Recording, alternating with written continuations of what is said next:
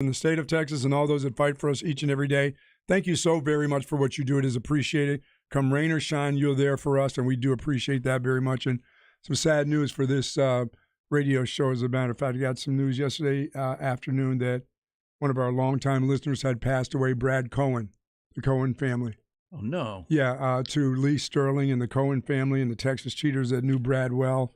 And I got to know him a little bit, dealing with him at the jewelry store and stuff, and doing some stuff. I've not heard that. He was a young guy. He was a young guy. I think 52 years old. He had been battling cancer for quite a while. And to the Cohen family and Joe to Lee Sterling and Bill and all of them, yeah. To the whole family. Thank you for being longtime listeners to this show. And I'm really, really, really sad for your family. I know Brad had been really struggling, and he was fighting. He's been fighting hard for years now, not just months. I mean, years of off and on and beating it and fighting it back again. And I think he succumbed yesterday afternoon. As a matter of fact, I got a call. So to that family, our sincere prayers go out to that family during this time. No question. And did plenty of business at that store. And yes. You'd go into Joe Cohen and Son Jewelers on Congress Brad or Avenue. Bill there. Well, they'd always be there. Then the show would be on. The station would be on the radio. They'd be listening to the horn, and we always appreciate them. And I hate to hear that story. That would be very, so very sad for Lee. Yeah, Lee Sterling, who from ParamountSports.com joins us. They're very close with the Cohens. And, it's a very sad piece of news to start a Thursday morning. And it's going to be a rainy one. I was woken up this morning about 2:30 with a big clap of thunder. Big thunder boomers rolling through. Did you sleep through it, or did you? No, I don't. You don't sleep through those anymore. I can hear all of that stuff, so I heard it, and I knew I had to get the trash out this morning. And you know what? I was very fortunate. There was no rain when I got up to take the trash out. That wind, I don't leave that trash out before the night out near the street because the wind around that hill that I'm on, that trash can would end up at the bottom of the hill. Well, not looking good. good. And all my business would be out there. That's right. Well, not looking good today. 100% chance of rain today and tomorrow. We'll talk at 8:30 this morning with Texas head baseball coach David Pierce. Not sure about the plan for the baseball series. Two games in jeopardy here as far as the weather goes. There could be a doubleheader. I did reach out to the folks over there at UT yesterday. No plan as of yet. They're going to play it by ear as far as Mother Nature. But, of course, Texas scheduled to play K-State tonight at 6:30 to open up that Big 12 Easter weekend series. And again, tomorrow night. Weather, you told us this was coming, but the next 2 days, and the temperatures are going to be in the 50s. I mean, this is probably our last hit of temperatures this cool. Yep. We're getting them today and tomorrow, so be ready for that as that front moved through last night, and it's going to be, at least by my weather app here, it's going to be for sure with rain in the forecast all day long. So we will check all day long. So we will check in with David Pierce as of 8:30 this morning to get the latest, and we'll keep you posted, obviously, on the goings-on with that. This front, though, is what's headed to Augusta, Georgia. What we're dealing with right now, there are threats of, more severe weather and tornadoes and those type of things through the Midwest, up the north end of Michigan and then down through the Midwest today. And this front will move east, and obviously that's where Augusta, Georgia is. That's why today is probably the best day for weather at the Masters, and then Friday, and then this thing will hit them, and they're going to deal with weather like we are going to deal with the next 2 days, and that's what it looks like for them on Saturday and Sunday. Saturday and Sunday could be a real wash there. So when you are thinking about the Masters this weekend, Find yourself a mutter. Well, look up today and tomorrow here in Austin, because that's what it's going to look like. The forecast says this thing will make its way in for those 2 rounds. It's going to be very cold, much colder than the first 2 days, at least, at the first major of the golf season. So we'll be keeping our eyes on that. But you grab your umbrella as you get up and out, and obviously we'll have Don Miller along with the traffic to help get you there. You might want to get a little earlier jump, or hey, it's Friday or Thursday. You're not going to work tomorrow anyhow. Come on, that's right. Home. Let's call this your Friday and work from home today. I don't know. Whatever you have to do. But let's crank this thing up with the headlines, trending topics to start your busy Thursday morning. Get your buck-offs and buck-ons ready. Let's hit it. Headlines brought to you by UBO Business Services. We will start with the golf. It was quite a scene yesterday in Augusta.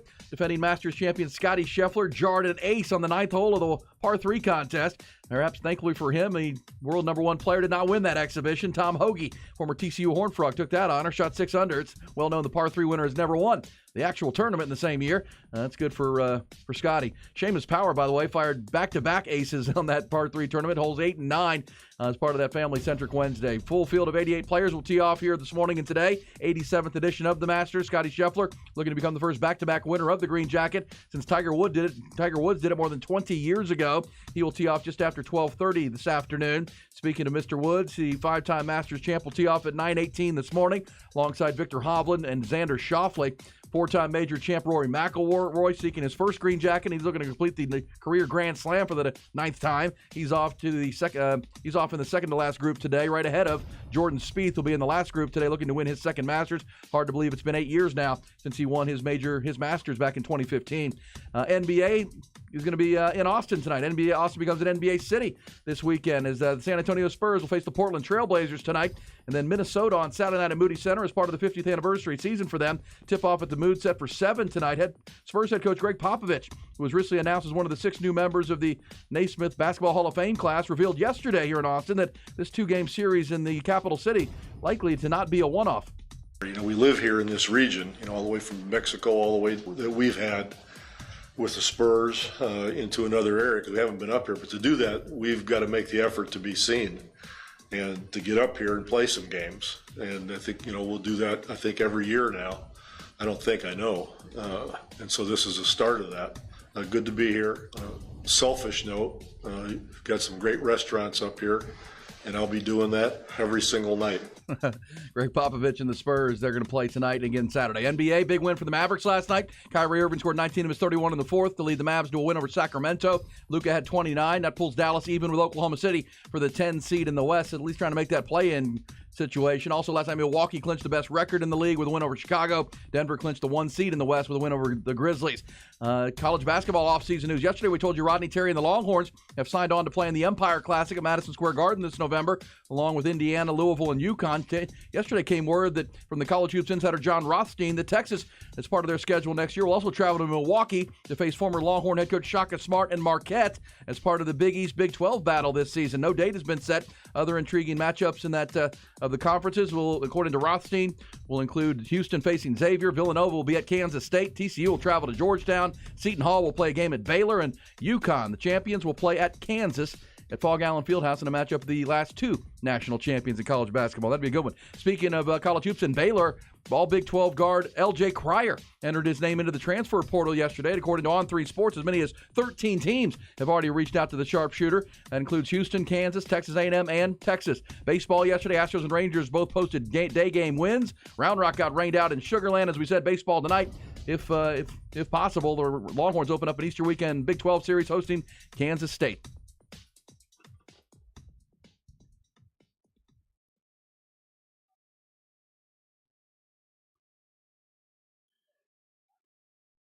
All right, so busy news desk today. Greg Popovich is going to check out the restaurants. It is interesting that he said this is. He's not going to coach because they don't need to win. Well, I think they've secured one of the bottom 3 spots. I think we're good on that. If you're the Spurs, the Rockets, and the Detroit Pistons, they got their spot. Yeah, as we say, the race to the bottom in the NBA because of that number 1 pick and Victor Wembanyama, one of the top prospects to come into the league in a long, long time, maybe since LeBron James. That's the ping pong ball. But, I think they're good. Those are the top. The Rockets and the Spurs have 20 wins total. The Pistons have 16. So, this is not your best Spurs team that you're going to see best version of the Spurs coming in here. But I thought it was interesting that Popovich revealed that this is not a one-off thing. They're planning to do this every year. And he said, I don't think I know. So, obviously, the Spurs are planning to play more games in the future here in Austin. Makes sense. Hopefully they'll bring a better product in the future. But 16 wins for the Detroit Pistons. Yeah, they're secure as the worst 3 teams in the league. Yeah, there you go. And again, the worst 3 teams have the exact same percentage of the number 1 lottery ball when it comes to the draft lottery coming up in the summertime. So that's where we are. Yeah, Milwaukee did seize that number 1 spot last night. They have the best record. The Denver Nuggets have the best record in the West. And here we go, playoffs right around the corner in the NBA. Mavericks got a big win last night. Interesting that Rodney Terry's loading up the schedule here. We long time before college basketball season starts, but we now know the Longhorns will play likely either I don't know how that Empire Classic is going to seed the thing. Are you going to play UConn in the first game, or would it be because you're going to play 2 games there at Madison Square Garden on the 19th and the 20th, and the teams there are Indiana, Louisville, Texas, and UConn. So you're going to play 2 of those 3 teams, and then now you're going to play Marquette at Marquette. Early in either November or December, depending on when they play that. Remember last year the Longhorns did the Big 12 did the Big 12 SEC Challenge. This year there's going to be a Big 12 Big East battle. and some pretty intriguing matchups up in there. I don't know if there is that for somebody who maybe knows. Are they still going to do the Big 12 SEC and then the Big 12 Big East? I don't know if they're going to do. It's just a one-off. It's one day. Right. They all play on the same day, and it's great for television. And I mentioned UConn will play Kansas. The last two national champions will play at Fog Island Fieldhouse. Date not yet set, but some pretty intriguing matchups. And those are nice early season deals right there. I mean, we know this year the Longhorns played Creighton and Gonzaga and Illinois in the non-conference, and those were important games for the Longhorns. They won 2-1 in those games. All three were tournament teams, and of course, Creighton and Gonzaga went to the Sweet 16 at least in the tournament. So, yeah, that early schedule already shaping up, and that L.J. Cryer situation is grab him if you can. Ooh, that's a good player out of Katy, Texas. Their freshman left too, right? Is he? He's going. Keontae George is going to the NBA. Okay, one and done for Scott Drew. Yeah, that's surprising. If there's a Baylor fan that knows the reason why L.J. Cryer's leaving, I'll do some digging on that, but just saw that this morning. I mean, that's a guy who won a national championship. He's all Big 12. He's one of the best shooters. He will be a real senior now. He doesn't have any more after this. Yeah, this next one, I don't believe. I just figured he'd wrap up with Scott Drew. I've done so much there, accomplished so much with that program, and he's got another year of eligibility, and he wants to go play somewhere else, apparently. And he's already, of course, the immediate connection is Jerome Tang in Kansas State. Of course, his former assistant coach there at Baylor. But as I said, on 3 Sports, 13 teams have already reached out, and it's everybody you can imagine, from Kansas to Arkansas to Texas A&M, because that's a veteran guard right there that can shoot the basketball, light it up. He's 20 points a night if you let him get going. But he was an off-the-bench player, was he? No, he wasn't. He didn't start. This year he was a starter. He was a starter this year? But on those teams early. Oh yeah, that's right. He was. They had Jared Butler and right. I mean, they had the 4 great guards, and he was a young guy when they won the national championship. Now he's a veteran player, and really just a pure shooter. But he's already heard from the NBA where he stands. They think he needs another year. But yeah, it's surprised he's not just going to finish it up in Waco. But he is going to be, obviously maybe looking for some NIL opportunities. I don't know what the situation is there. But yeah, some top stories out there this morning. And the Masters will tee off. Did you get a chance to watch any of the par 3 event yesterday? I just saw highlights. How about going back-to-back holes in one? Seamus Power went bang. Bang. Wow. That is unbelievable. What a scene that is. I thought the cool scene for me was seeing Jordan Spieth with his son Sam. That was kind of cool. His little caddy gear. Every time I say it, read it, I can't believe it's been 8 years since Jordan Spieth won that green jacket. I mean, and it's been 8 years since he made that incredible run through that entire year. Right. I don't want to. I know time flies, but it feels like that was not long ago. And no, it was 8 years. Yeah, it's been almost a decade now, and it's time for your guy Jordan Spieth to get back in the win column here. He hasn't won a major since 2017. You had that unbelievable 2015 season, and now 2017 he got one, and he hasn't had one since. So, and Jordan feels like he's playing good golf right now. Obviously, Scotty's playing better than anybody. Rory McIlroy is an absolute threat. Max Homa's a good guy to. If you're looking for a guy that hasn't won a major, he would be a good one. But this will be some fun golf. But obviously, it's all weather permitting because Mother Nature is going to be a beast this weekend. It looks like. Boy, it's beautiful there, though. I hate to see them have to play in the weather in the 50s. Yeah, what we're dealing with today and tomorrow, they'll deal with Saturday, Sunday, and here we go. As we get this thing cranked up, the weekend is here. TY is through the glass tie. You ready for the Easter weekend, my friend? We're off tomorrow, Buck. You know that, Buck, on to the bosses. Yes. We're not going to be here tomorrow. Heck, and you're off on a couple days of next week because you're going to have the medical procedure. You ready for that? No. This is my real last day of eating. I went out and bought a half a ham thinking that Sunday was going to be something really, Sunday is something special in my world. So, but I won't be able to feast like I thought I would. You've got, what goes in, it has to come out. What are you doing on Monday? Tell the folks. My colonoscopy number 2. So you scheduled that on a Monday. Dang. I know. Coming off the weekend, Easter weekend. That's poor timing, my friend. No, it was poor timing. Very poor timing. There is really no good time for that. No, but you got to do it. Got to do it. Got to figure out what's going on up in there. Yeah. Yeah, for the last time. I have a leak. I have some leakage, so I got to figure out what's going on. Absolutely. I'll never say leakage again. Yeah. It does. Please don't do that. It does. Blood. Yeah. Well, people got to figure that. Misconstrue that. Oh, they do? Okay. TY, what's your Easter weekend plan? Anything fun? Saturday, I think my dad's having a crawfish broil at his house. Nice. So Food. I'm excited for that. And then, just going to relax tomorrow. Maybe stay up and play some video games tonight. I don't have to wake up early. It'll be an exciting weekend for me. I'm going to watch plenty of golf. I'm going to get my golf fix in today and tomorrow because I don't know what's going to happen Saturday and Sunday at Augusta. As we said, the weather looks pretty ominous for that. But it's one of the best events of the year and always lives up to it. This is sitting up and watching today. Yes, it is. Yes, it is. And it tees off this morning. They'll do the ceremonial tee shots here coming up this morning, and then they're off with the 87th playing of the Masters. First groups go off at about 6:40 or about 8 o'clock this morning, 7 o'clock this morning. So just about 40 minutes from now, it'll be Mike Weir and Kevin Na teeing off on the number one tee box. BJ Singh, Scott Collins, and Matthew McLean. And your honorary starters today, Gary Player, of course, Jack Nicklaus, and Tom Watson, will take their ceremonial tee shots at about 6:40 in about 20 minutes. They'll do that at Augusta, Georgia. So great golf, great fun, and then plenty of weekend activities to get into coming up. Hopefully this baseball series can get there Thursday and Friday in. Thursday, Friday, and Saturday, correct?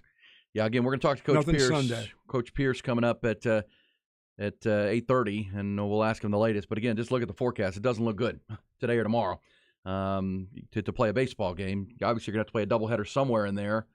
The fact that it's a Thursday, Friday, Saturday series gives you some leeway. If you can get one game in over the next 2 days, you can play two Saturday because the weather looks a lot better on Saturday before Kansas State heads back to Manhattan. But again, nothing is definite here, but they're going to have to figure something out for those baseball games because they're Big 12 games, obviously. They're conference games. You need to play them to be important. But, yes, Saturdays and Sundays weather looks fine, and they have the turf field over there, so it would drain.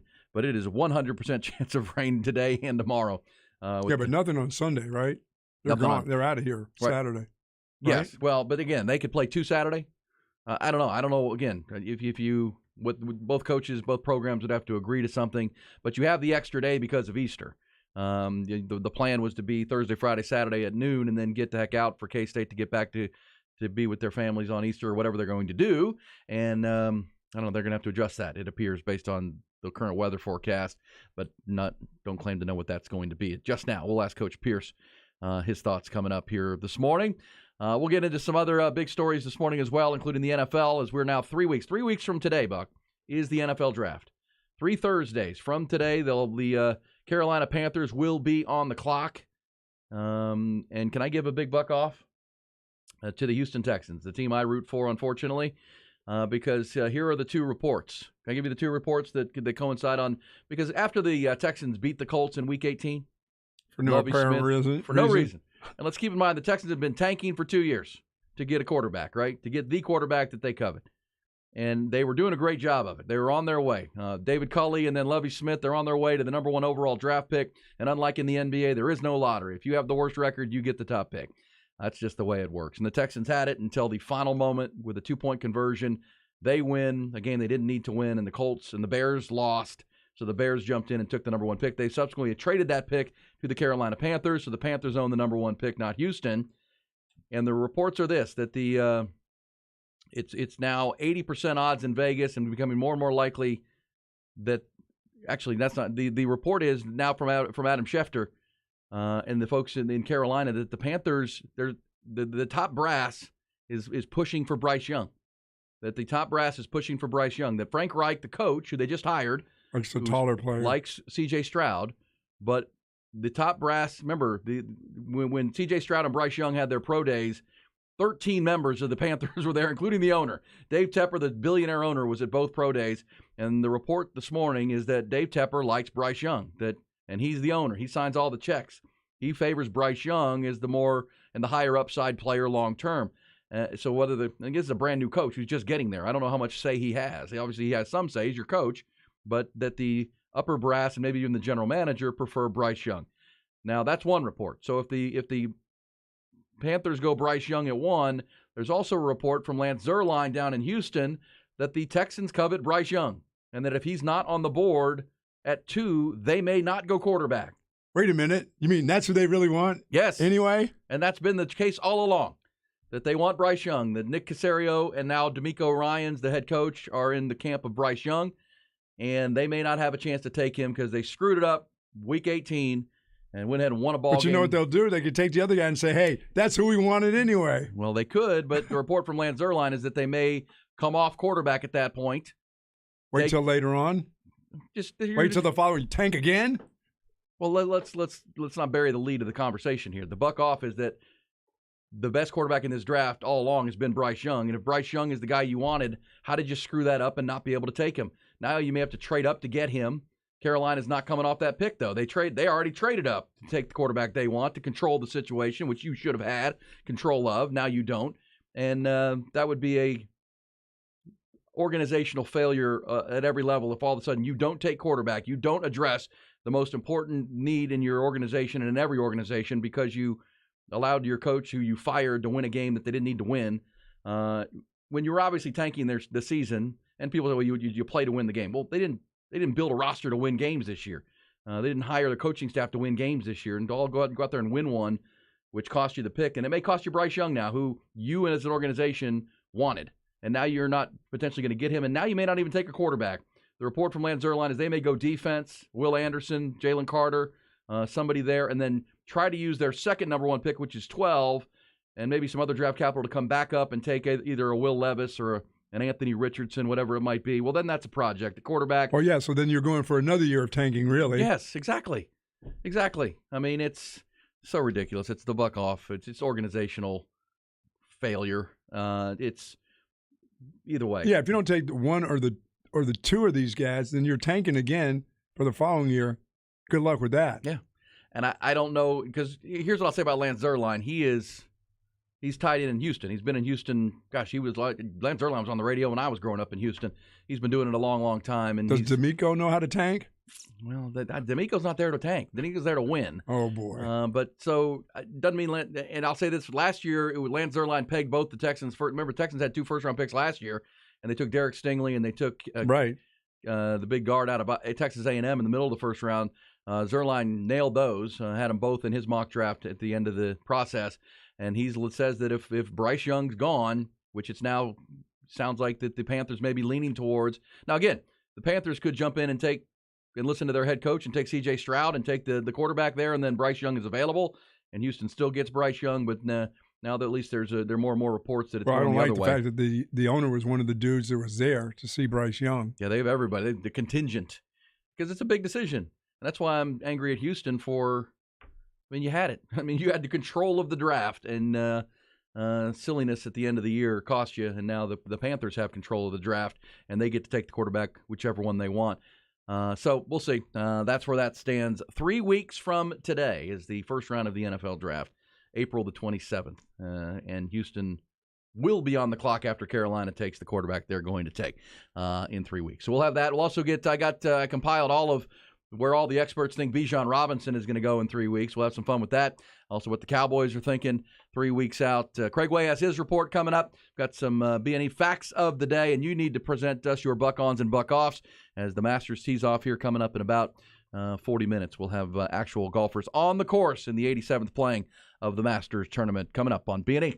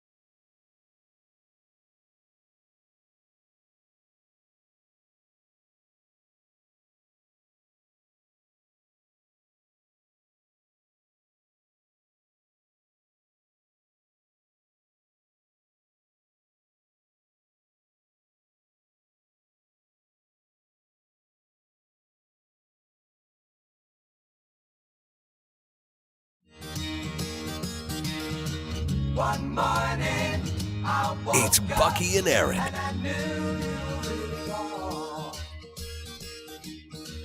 a new day, B&E on a Thursday, Buck-ons and Buck-offs. Did mention that Texas looks like going to play Marquette in basketball this coming basketball season. That was revealed yesterday by John Rothstein, the College Basketball Insider, part of the Big 12 Big East battle. That'll be a lot of fun. No date set. Also, we said Kansas is set to play UConn at Fog Island Fieldhouse as part of that. And Buck on to Bill Self. Revealed yesterday that he is 100% certain he'll be coaching the Jayhawks next year. Of course, missed the NCAA tournament with a heart ailment of some kind. Also missed the Big 12 tournament at the end of last year. But Bill Self did assure Kansas fans and college basketball fans that he will be back. I said 100% he'll be ready to go when the season does begin. That's a big Buck on. Also Buck on to the Masters, which tees off here shortly. The ceremonial tee shots will take place in about 8 minutes at beautiful Augusta National Golf Club. Also on the Houston Texans debate, because somebody said no one has picked anybody yet. Look, it's just a failure to not secure the number one pick. You were right there. All you had to do is get it. And now you're not worried about this. Now you are, and you're not sure who the Carolina Panthers are going to take. That's the whole point. You just put yourself in the driver's seat. Why did the Panthers give up what they did to go up from the Bears? Because they know how important that position is. Right, and they want to control the situation. They want to be in control of – they don't want to have to settle for the next quarterback. They want to take the quarterback that they want. That's why they sent their whole organization to all these pro days to watch all these quarterbacks and make an important decision. Houston now doesn't have that control. And I'll say this, if Lance Zierlein down in Houston is correct, and he's been right a lot about the Texans, if they don't take quarterback, if Bryce Young is off the board and they let C.J. Stroud slide, that puts Arizona at 3 into a really big situation because they don't need a quarterback. But if C.J. Stroud, because again, everybody's got Young and Stroud as the top 2 quarterbacks, and some people have Stroud as the number 1, right? They're going to come a long way to get him. If Houston passes and drops it and takes a defensive player, golly, I mean, it's just mind-boggling. But if they were to, well, now Arizona is going to get a package of picks or whatever because somebody's coming up. To take, sure. If C.J. Stroud, if the number 1 quarterback on people's boards is still available at 3, ahead of the Indianapolis Colts at 4, Arizona's going to get a king's ransom from somebody who's going to come up to get him, and you can guarantee it at that point if Houston passes, because the assumption is it'll go 1-2, quarterback, whoever, whichever order they go. But if Houston were to pass and go the wrong direction, in my mind, and when you've talked about it before, Buck, well, next year the quarterback class is even better. Oh, my goodness, yeah. But at some point, you guys try to win some games. And like you said, D'Amico Ryan's not coming to tank. No. And, they didn't hire a brand new coach to do that. And they went out and did could have kept the old coach. He'd have tanked it for you. Or he'd have screwed it up again. They'd have screwed it up again. Did a pretty nice job in free agency, Houston, bringing in some veteran players, and now you need your quarterback. They did sign Case Keenum to be there, but that would be a huge buck off if they pass on quarterback in my mind. Because I'm on C.J. Stroud, but again, I've heard and been told by many people that Nick Caserio is a big fan of Bryce Young.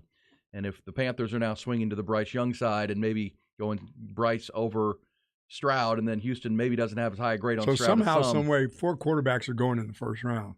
Maybe 5. Wow. Maybe 5. There's a lot of people who think Tennessee's Hendon Hooker is people are kind of sleeping on him, that in the back end, last 10 picks of the first round. Or you get him as a backup for an older quarterback. Well, and let him get healthy. Sure. And teams at the back end of the draft typically have a quarterback, but, Yeah, because I'm acting like that guy is going to take him 2 years to get well. I mean, he's on the mend now. Yeah. Yeah, he was the best player in college football last year when he was healthy. And, people have seen the tape and talked to Josh Heupel. They like what he's about. I've seen some people mocking Hendon Hooker to your Minnesota Vikings at like pick 23 or wherever they were in the first round, that the Vikings could get him. Kirk Cousins is Kirk Cousins. And could that be the heir apparent situation, which obviously would create an uncomfortable situation, but at the same time, if you can get a guy that, if he hadn't gotten hurt, where would Hendon Hooker be ranked in this draft class? That's true. Becomes a question. You can get pretty good value there on a quarterback at the back end. So, yeah, maybe 5. Maybe 5 QBs go in the first 31 picks. And I have this compiled now. Here we go, Buck. As of 3 weeks from today, the teams are on the clock. It's the round 1 of the draft. And if you're looking where Bijan Robinson is going to go, Mel Kiper, draft expert, he predicts that the Buffalo Bills will take Bijan Robinson with the 27th pick.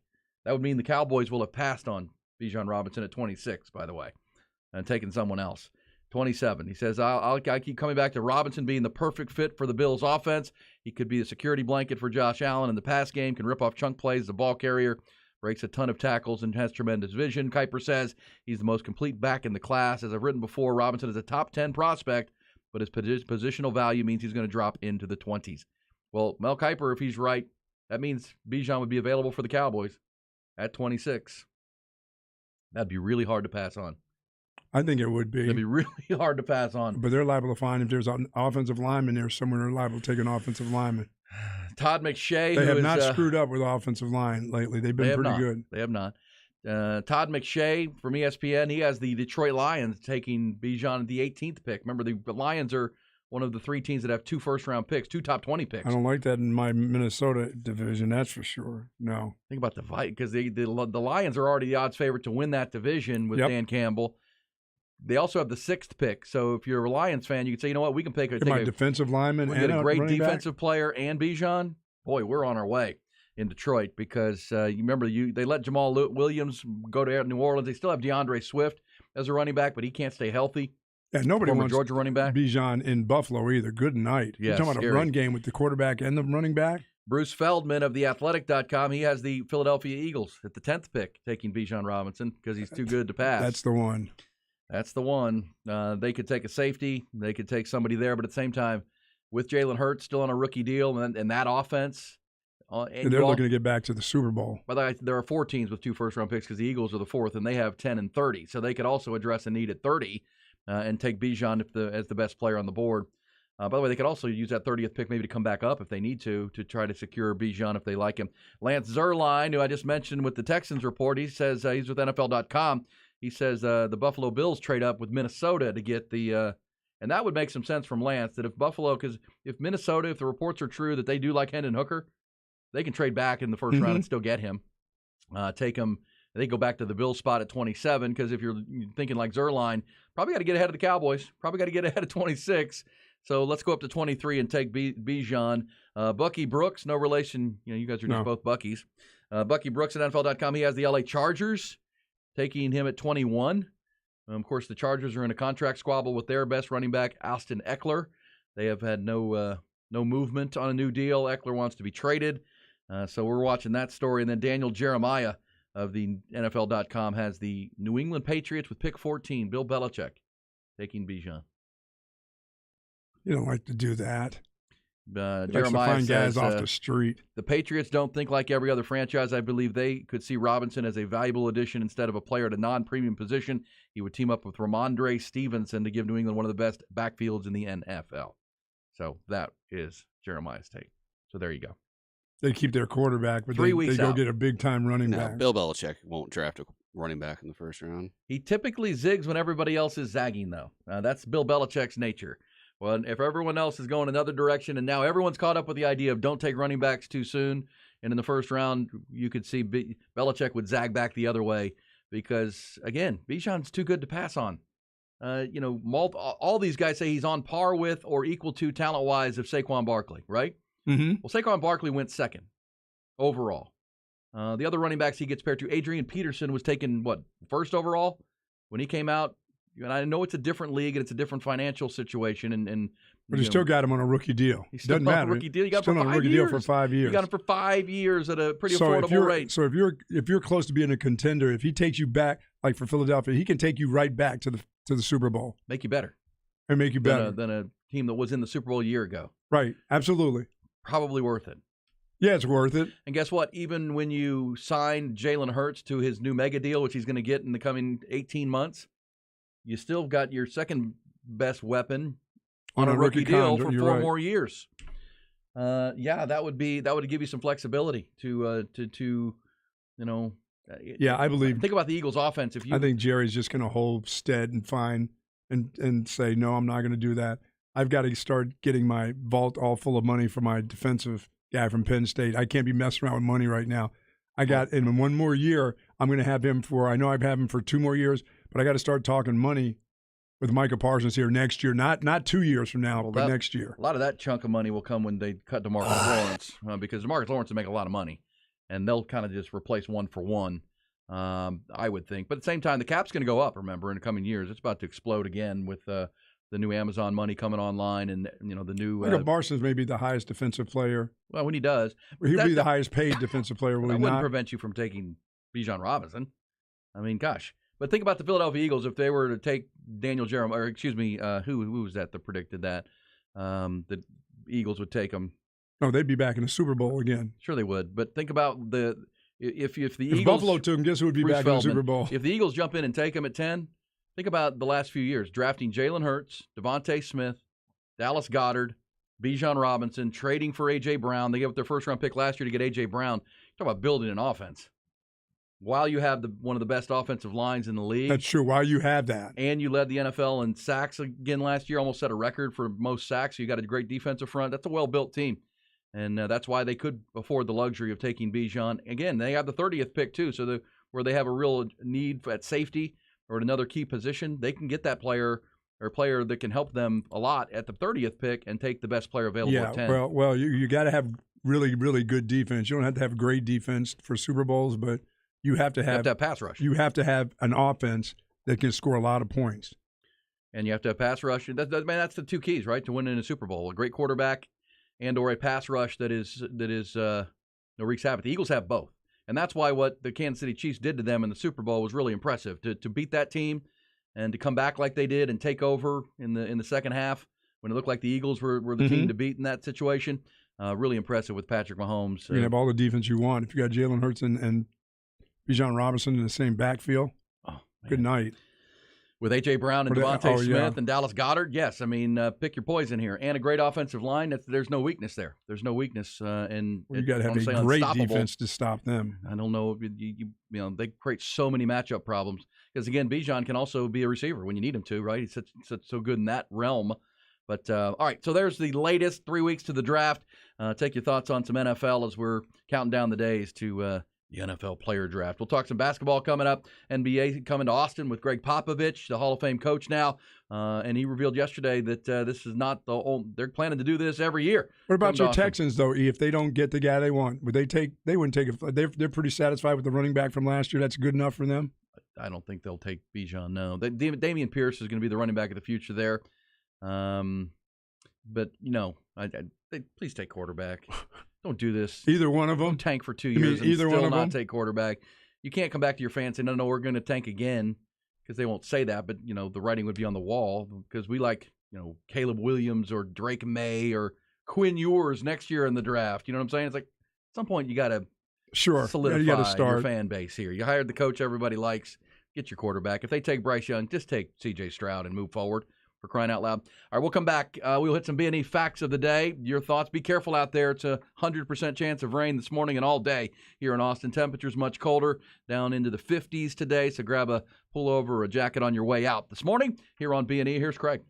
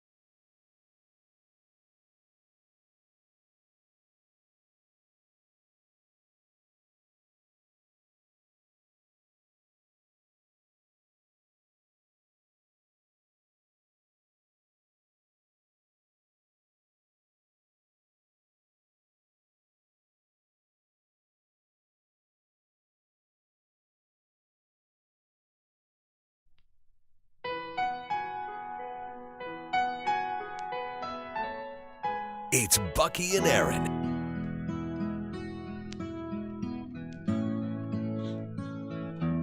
Hello, friends. Hello, Jim. Hello, Jim.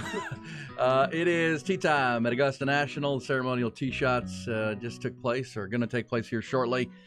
That's Gary Player, Jack Nicklaus, and Tom Watson. And then the first group goes off. Move back, move way back now. The Golden Bear can still smack it right down the middle, man. No, Come on, Gary baby. Player can smack it down the middle. You got to watch out for the Golden Bear. He's starting to get to that spot where, look out for that slice, that quick slice into the crowd. Jack Nicklaus, man. Okay. Gary Player will probably squat down and do a bunch of push-ups. Oh, yeah. So he's going to roll. But, hey, buck on this Thursday morning to the Masters. It's back. Let's hope Mother Nature can cooperate, but it doesn't look good, obviously, for Saturday and Sunday. The weather we're going to deal with today and tomorrow here in Austin is what they'll deal with over the weekend in Augusta. At some time, Tiger Woods will do that. I know he says it now, but at some times, no, he won't. Yeah, he will. He won't. He's not a show pony. He may be 60 years old, but he'll come out and do that part. It'll take a while. Yeah, I'm just saying he will do that before. But I mean, eventually, unless he rams a car off a cliff or something, which could happen with Tiger. But I think he'll do that. His best trait. I think he'll do that. By the way, did you know that buck on to women's basketball? We told you that the women's basketball championship game on Sunday, most watched women's game ever. All time, 103% jump rating point. So does that mean we go back to not watching again? Well, think about this. The men's game, which we predicted would happen on Monday night, was the lowest rated championship game ever. Because it was two non-brand names, UConn the biggest brand, and it was a blowout. Game wasn't really compelling. It was one-sided from the jump, and ratings are determined on not just who tunes in, but how long they stick with it. And if you look at the women's game, it was compelling, and people tuned in from the jump, and they stayed with it all the way, and actually more came to see the end with Iowa. And look, it's not wrong when you look at what happened with the women's, and it could be a one-off, but at the same time, it could be the sign of huge growth in the game of women's basketball because ratings drive, interest drives ratings drive revenue, and it pushes it. You could compare what we saw with and generational players drive. That's it right, too. Caitlin Clark, and who's the young lady, Angel Reese from LSU. Yeah, there are some comparing that to Larry Bird and Magic Johnson back in the late '70s. Sure. When our man Ty through the glasses giving me the look, but no, seriously, when Magic and Bird went head to head at Indiana State and Michigan State, it became the most, people really weren't paying attention. All of a sudden, people are paying attention. They're compelled, and those two guys then end up in the NBA. And the rivalry continued. One went to the Celtics, one went to the Lakers, and the rivalry was on, and the NBA grew because of Bird Magic. I mean, and Bird Magic. And that's true. The NBA itself grew because of those two. As a league. Yes. Without a doubt. That was back in the 70s when the NBA had a huge drug problem. They were being challenged by the ABA. Their finals games were on tape delay. Mm-hmm. And, Bird and Magic changed the game. The Showtime Lakers and the Bird Celtics, that rivalry drove, and obviously Jerry, who was the owner of the Showtime Lakers? Jerry Buss. Jerry Buss buying the Lakers and making it a show in L.A. was huge. The Celtics in the East Coast, and the NBA obviously grew exponentially through the 80s, and then Jordan of the 90s took it to a whole different level, and now we know where it is. I'm not saying that's going to happen in the WNBA, but it takes individual superstars to change the game. And, our Angel Reese and a rivalry with Caitlin Clark, they'll both be back next year. That's true. The one will be at LSU, one will be at Iowa. Teams are pretty much. And look, when you go up 103% year to year, it tells you people are paying attention. And I think I'll say this as someone who studies marketing and studies that type, the NBA, the WNBA, and the sport better take advantage of it. They better capitalize on it. You better do what you need to do because if the I said, you'll be back to nobody watching again. You can be in a hurry. But that's what marketing's about. That's what you got to say. There are people who are interested, so keep it going. Build around it. Let those stars and women's be stars. college basketball needs to continue. And make sure those teams are playing in a non-conference game in the start of the season. Figure out ways to market that and build it because it will move up. And the WNBA, ladies want more money, right? They want bigger salaries. Well, that comes with attendance and eyeballs. And we'll see. Is this, as some are arguing, a seminal moment for women's basketball, or was it just a one-off? We'll see. I didn't mind the men's this year. I like some of these Cinderella stories that made it a long, long way. I thought it was kind of cool. Well, the TV ratings for the men's tournament were great. all the way to the Final Four. Yeah. But then the Final Four had no brand names. And so the ratings came back down. But yes, early, I mean, the ratings for the first weekend and into the second weekend were gangbusters. But obviously the game Monday night, the least watched championship game ever. All right, we'll be back. B&E with you. Your thoughts on that, Buck-ons and Buck-offs, plus our Coach's Corner. It's B&E on a rainy Thursday.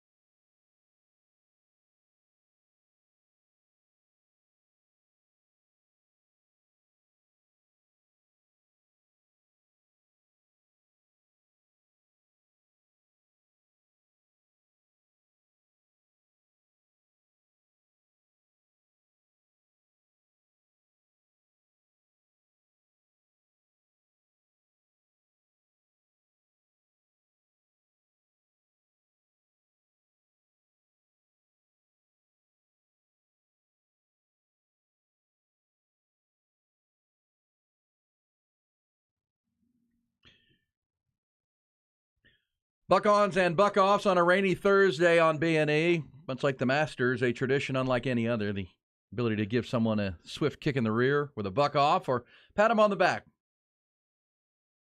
Like we were with women's basketball in the championship game, 103% rise in TV ratings year to year. Also saw where searches for Stormy Daniels on Pornhub are up 32,400% this week. So buck on to her. It's also National Burrito Day. T.Y., you a fan of burritos? I'm not a fan of beans. So You don't have to put beans in it. But like things wrapped in a burrito, like the Yeah. big Chipotle, Bahama, what's that one called? Bahama whatever? the what? Isn't there a big burrito Cabo place called- Bob's? Cabo Bob's. Oh yeah, I Cabo worked Bob's. there for a little while. Did you? You made burritos? No, I made the chips and I did their catering. Oh, he was the chip maker. You made chips, like fried them up? You cut up the corn tortillas and And throw them in send the 'em- fryer. and There that's you it. go. Send That was 'em your down. job. Cabo Bob's. Nice. Buck, were you a fan of the Flying Burrito Brothers back in the day? Yes, I Their was. music? You were? Yes. But I don't eat burritos. I'll admit I'm I like sorry to my brethren out there. I'm not a big Mexican food eater. It doesn't work for me. If it you just- do eat Mexican food, how do you prefer it? Burritos, fajitas, Taco, tacos, Fajitas. quesadilla. like the fajitas? I like the fajitas, yes. Essentially just a mini burrito, right? You're just taking the Yeah, just a little mini one, but I don't like the big. I don't like the big beans. tube. I don't need all the green things in it. I don't need all the peppery stuff in it. Well, you eat like a bird, don't you? Yeah, my stomach fills up real quick. I can't eat a Do bunch you of like, stuff. like I'm a big fan of like goulashes, just putting a lot of stuff together. I'd that's rather what a eat a burrito- big thing of stew. Do you like? But Like- my wife doesn't like her food to touch. Like she likes to compartmentalize her. Oh, my breakfast touches everything. I mean, my too. bacon touches my grits. My Yeah. grits touch my eggs. You know, my toast touches. So just wrap it in a burrito. Yeah, That's a breakfast taco right there. See? I don't mind I don't mind having mixer food. You know what I'm saying? It doesn't bother me. Yeah. This is also National Twinkie Day. So if you like the Twinkies, that's a good. Twinkie's pretty good, pretty high on the hierarchy of, tasty delicacies as a child. I thought Twinkies got like canceled. For what? No, not that canceled, but they were just they Too stopped sweet. making them. I don't think so. Hostess made the Twinkies, I believe. That's right. Because I mean, you were either a Twinkie person or a ding dong person, or That was a ding dong person. really. Mm-hmm. Little chocolate ding dong. They still make them, Ty. You can buy them for box them for $3.69. That gross. I'm Little Debbie's all the way because they have the little oatmeal cakes. See, Zebra cakes. I I'm can't. all over the I tear. Twinkie. I tear And up. they do those make Little chocolate Debbies. Twinkies, by the way. They make a chocolate Twinkie. It's just got the chocolate sponge cake, not the golden sponge cake, wrapped around the filling. Oh, I don't like a lot of stuff inside except for my Little Debbie's. You're I the love oatmeal. the- You're the oatmeal cookie eating guy. That's probably You'll my sneak favorite. those. And Oh, the yeah. oatmeal cream pie. Do you ever Little just think sandwiches? of taking those from when you see them at HEB, like getting a box? I never can get a box. I can't- did that last night. No, you got the whole well, box. I got like a box. Like it wasn't anything. It's the little Easter with the cream in the middle, like the little Easter cakes, kind of like zebra cakes. Really? You know, like the hostess. Like I never do that. And then last night, a box of them caught my eye. I mean, it's like $3 for like 6. I've actually put them in Little my packages. in my shopping cart. The thing of little oatmeal cakes from Little Debbie's. I drive around with them and then I put them back at the end because I just can't do it. Those are the best. They are the best, but you can't bring those to the house. Some coffee. I can't get caught with those things.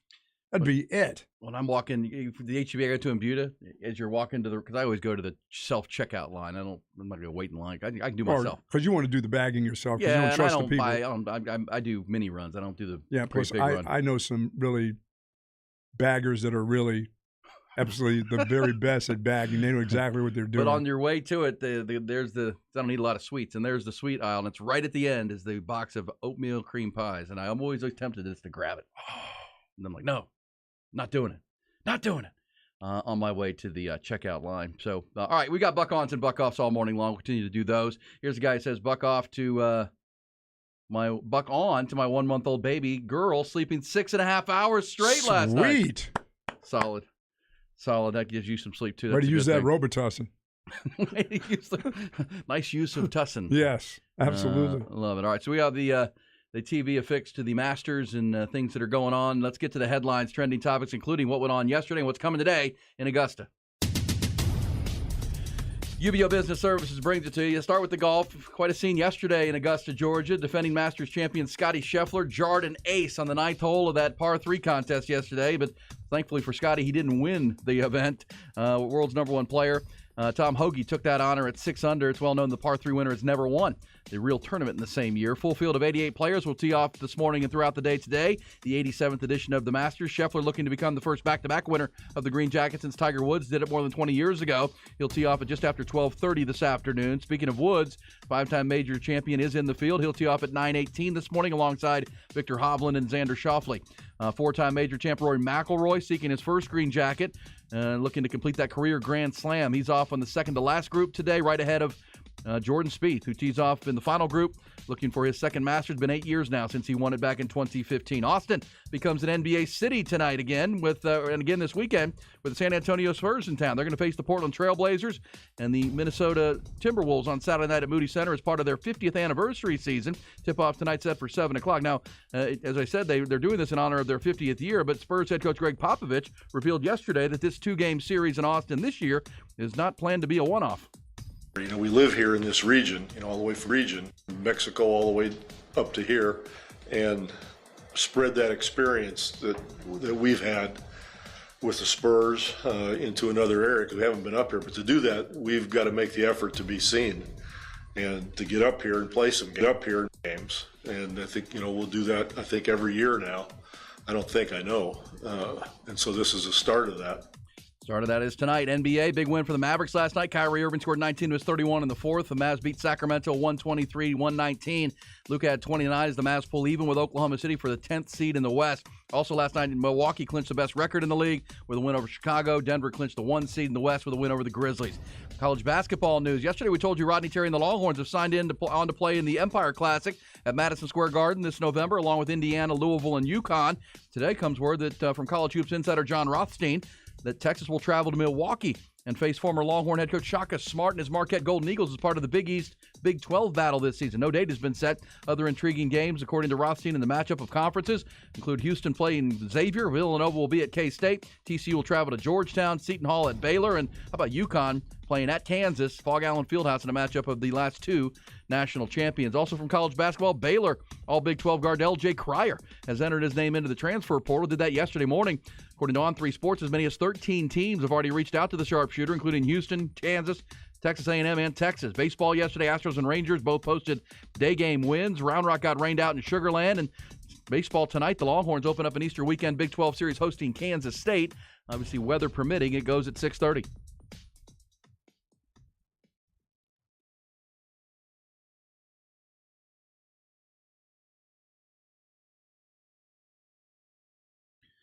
People are letting us know that Twinkie production was suspended in 2012, became available again in 2013. Do we know what the holdup was? There was just I think that was like the Klondike bar, where it was just a marketing scheme to get people to thinking about Twinkies again. And then get you going and one more. Never was a Twinkie. Not for sure on that, but it seems like that's the case. It says they have oatmeal cream pie, Bluebell ice cream now. Oh, don't tell me that. Do not tell me that. This is, I sometimes keep a box of oatmeal cream pies in my truck so my wife doesn't. That's of course the scene of the crime. That's what my car is called. And then they're a little warm. If in the if it's a little if warmer I still out. and I will admit I have bought that box of oatmeal cream pies. You before, brought the box before? But when my kids were living at home, because I could just eat one because all I wanted was one, but then my kids would eat the rest. And you would get in trouble that way. I take them home now; they're going to be there. They're just going to be there. You know what I'm saying? And they'll just be there. So I have to show that willpower and not do it. Oh yeah, it's like me bringing like a thing of croissants, the smaller little croissants. Yes. And so I don't know when I'm going to eat them, but my wife will have one a day. I'm like, wait a minute, you're always saying don't bring this to the house. And I said, now I know why, because every day you have one of my croissants. She goes, well, you're not eating them. We're not going to just waste this food. I have a tendency to leave, like I'll buy a steak, eat, and I'll leave it. And there's a certain day I'm supposed to cook it. But for something will happen, then I don't cook it that day, the next day, and then this expiration date comes up, and I won't eat anything past the expiration date. I will not. No. Just cook it. I don't know. You were drinking some expired milk in your coffee down there like a month ago. Well, milk is okay. I mean, milk, if you're going to put it in the coffee and it doesn't curdle Curdled up. milk. Oh, I mean, it's cream. Come on, man. The milk becomes cream. You know what I'm saying? So you can put it in your coffee. Is that how it Is works? that how it works? Yeah. It doesn't become rotten milk. No. If it's in your coffee, you can do that. You All can. right, Dr. Godbolt. Yeah, but I just don't. Yeah, I don't do meats. I don't do meats when they go past that time. If they're in the refrigerator and you don't freeze them, I don't bring them out. What Yogi gets is a nice expensive steak. That's a suggested date. It's not a you get sick date. Oh, it's not? You sure? I also like abide one by day those afterwards, dates. you don't. You can't. You can got do it. some leeway in there. What's Depends the on how leeway? How many hungry you days are. is the leeway? A week? Is it a week? No, It's not a Couple week. days. no. He goes, yeah, you got some leeway on that meat. Just cook it. Just cook it. It's good. It's going to be cooked anyway. What color is it? No, we won't. Oh go there. my God! Says, guys, that Bluebell oatmeal cream pie ice cream is amazing. Stay away from it. I will plan to. Hey, Buck, on out of baseball to the Tampa Bay Rays. How about they're off to an undefeated start? Won every game by 4 runs or more. That's a good thing out of baseball. And the Mavericks got a big win. Hey, Ty, you're the Mavs fan. Did you hear what Mark Cuban had to say yesterday? About Kyrie? Yeah, Mark Cuban went public yesterday. He, felt like he had to defend his team, and he was asked about the Jalen Brunson situation because Jalen Brunson, of course, the Mavs let him get away to the New York Knicks, and Cuban suggested that Brunson's father, Rick Brunson, who was hired as a Knicks assistant coach last year, was to blame for the Mavericks losing. Cuban essentially said, I thought we had a great relationship with his agent and his people, and in the end, it was his father who swayed the deal. Tampering. Which, yes. Give some draft picks. So Rick Brunson. But again, you know this, Buck. You recruited for a long time. What's the key to recruiting? Number one rule. Mama? Just got to know who the decision maker is. Oh, yeah, you got to know who mom. Yeah, and Who most is- of the time, who- who's most of the time, Who's the lead dog? mom. Don't. But in yeah. this case, it wasn't his agent. It was his dad. So Cuban needed to know that. Yeah, you got to know who. There's one person, and sometimes it's not even the two parents. It could be Uncle Giorgio or. And look, Cuban, Could be I'll give the him credit, sister. right? I'll give him a buck on. He took responsibility, which he should. I mean, I know Maverick fans, if they don't make the playoffs, aren't going to, just be good with an apology for Mark Cuban. Yeah, but Mark Cuban did say yesterday that this is on him. He needs to be doing better with his organization. He took responsibility for letting Jalen Brunson go. He looks at the record and knows that the fans are frustrated. They have Luka Doncic, one of the best players on the planet, and they're still not. They were in the Western Conference Finals a year ago, and they may not even make the playoffs this year. That's not good. But he owned it and says they're going to get it fixed. But he did say they do want to bring Kyrie Irving back. They want to bring Kyrie Irving back along with Luka Doncic and build from there. You on board with that there, Ty? Yeah. Yeah, I think that's your bet. Well, now that you've made the trade, if you let him go, now you're in complete rebuild mode around Luka. And It's not like we're going to sign anybody in free agencies. they never do you? So All right. run it back. You got to have two scorers. Get rid of Dwight Powell. That's That's your punching bag. Buck Yes. off to Dwight Powell every Yes. single week. Every I think time. I hear Hards on the afternoon show doing the exact same thing. He's not a big. I mean, if you watch, every Mavericks fan. they don't. It's been going on for like 8 years at this point. Yeah, Cuban said Wednesday things went south when the parents got involved Wow. in the negotiations for the former Dallas point guard. So there you go. And they do want to keep Kyrie back and bring Kyrie back. Now they're going to make the playoffs. See why they got a big win last night. They rallied to beat Sacramento. And if you're just coming to the NBA, the regular season is wrapping up, and we're about to be in the playoffs. But remember, they have the play-in tournament. You got to be in either the 9 or 10 spot, and you can play your way in. You feel like the Spurs can get there? The Mavs. I mean, the Mavs. Yeah, I mean they play the Spurs. I'm pretty sure in one of these final two games. If you can win these two games, Yeah, I think Oklahoma City has the tiebreaker. But Oklahoma City I think they play Memphis. Yeah, they It's a play little bit Chicago tougher. and San Antonio to wrap, both in Dallas. So 2 home games to finish.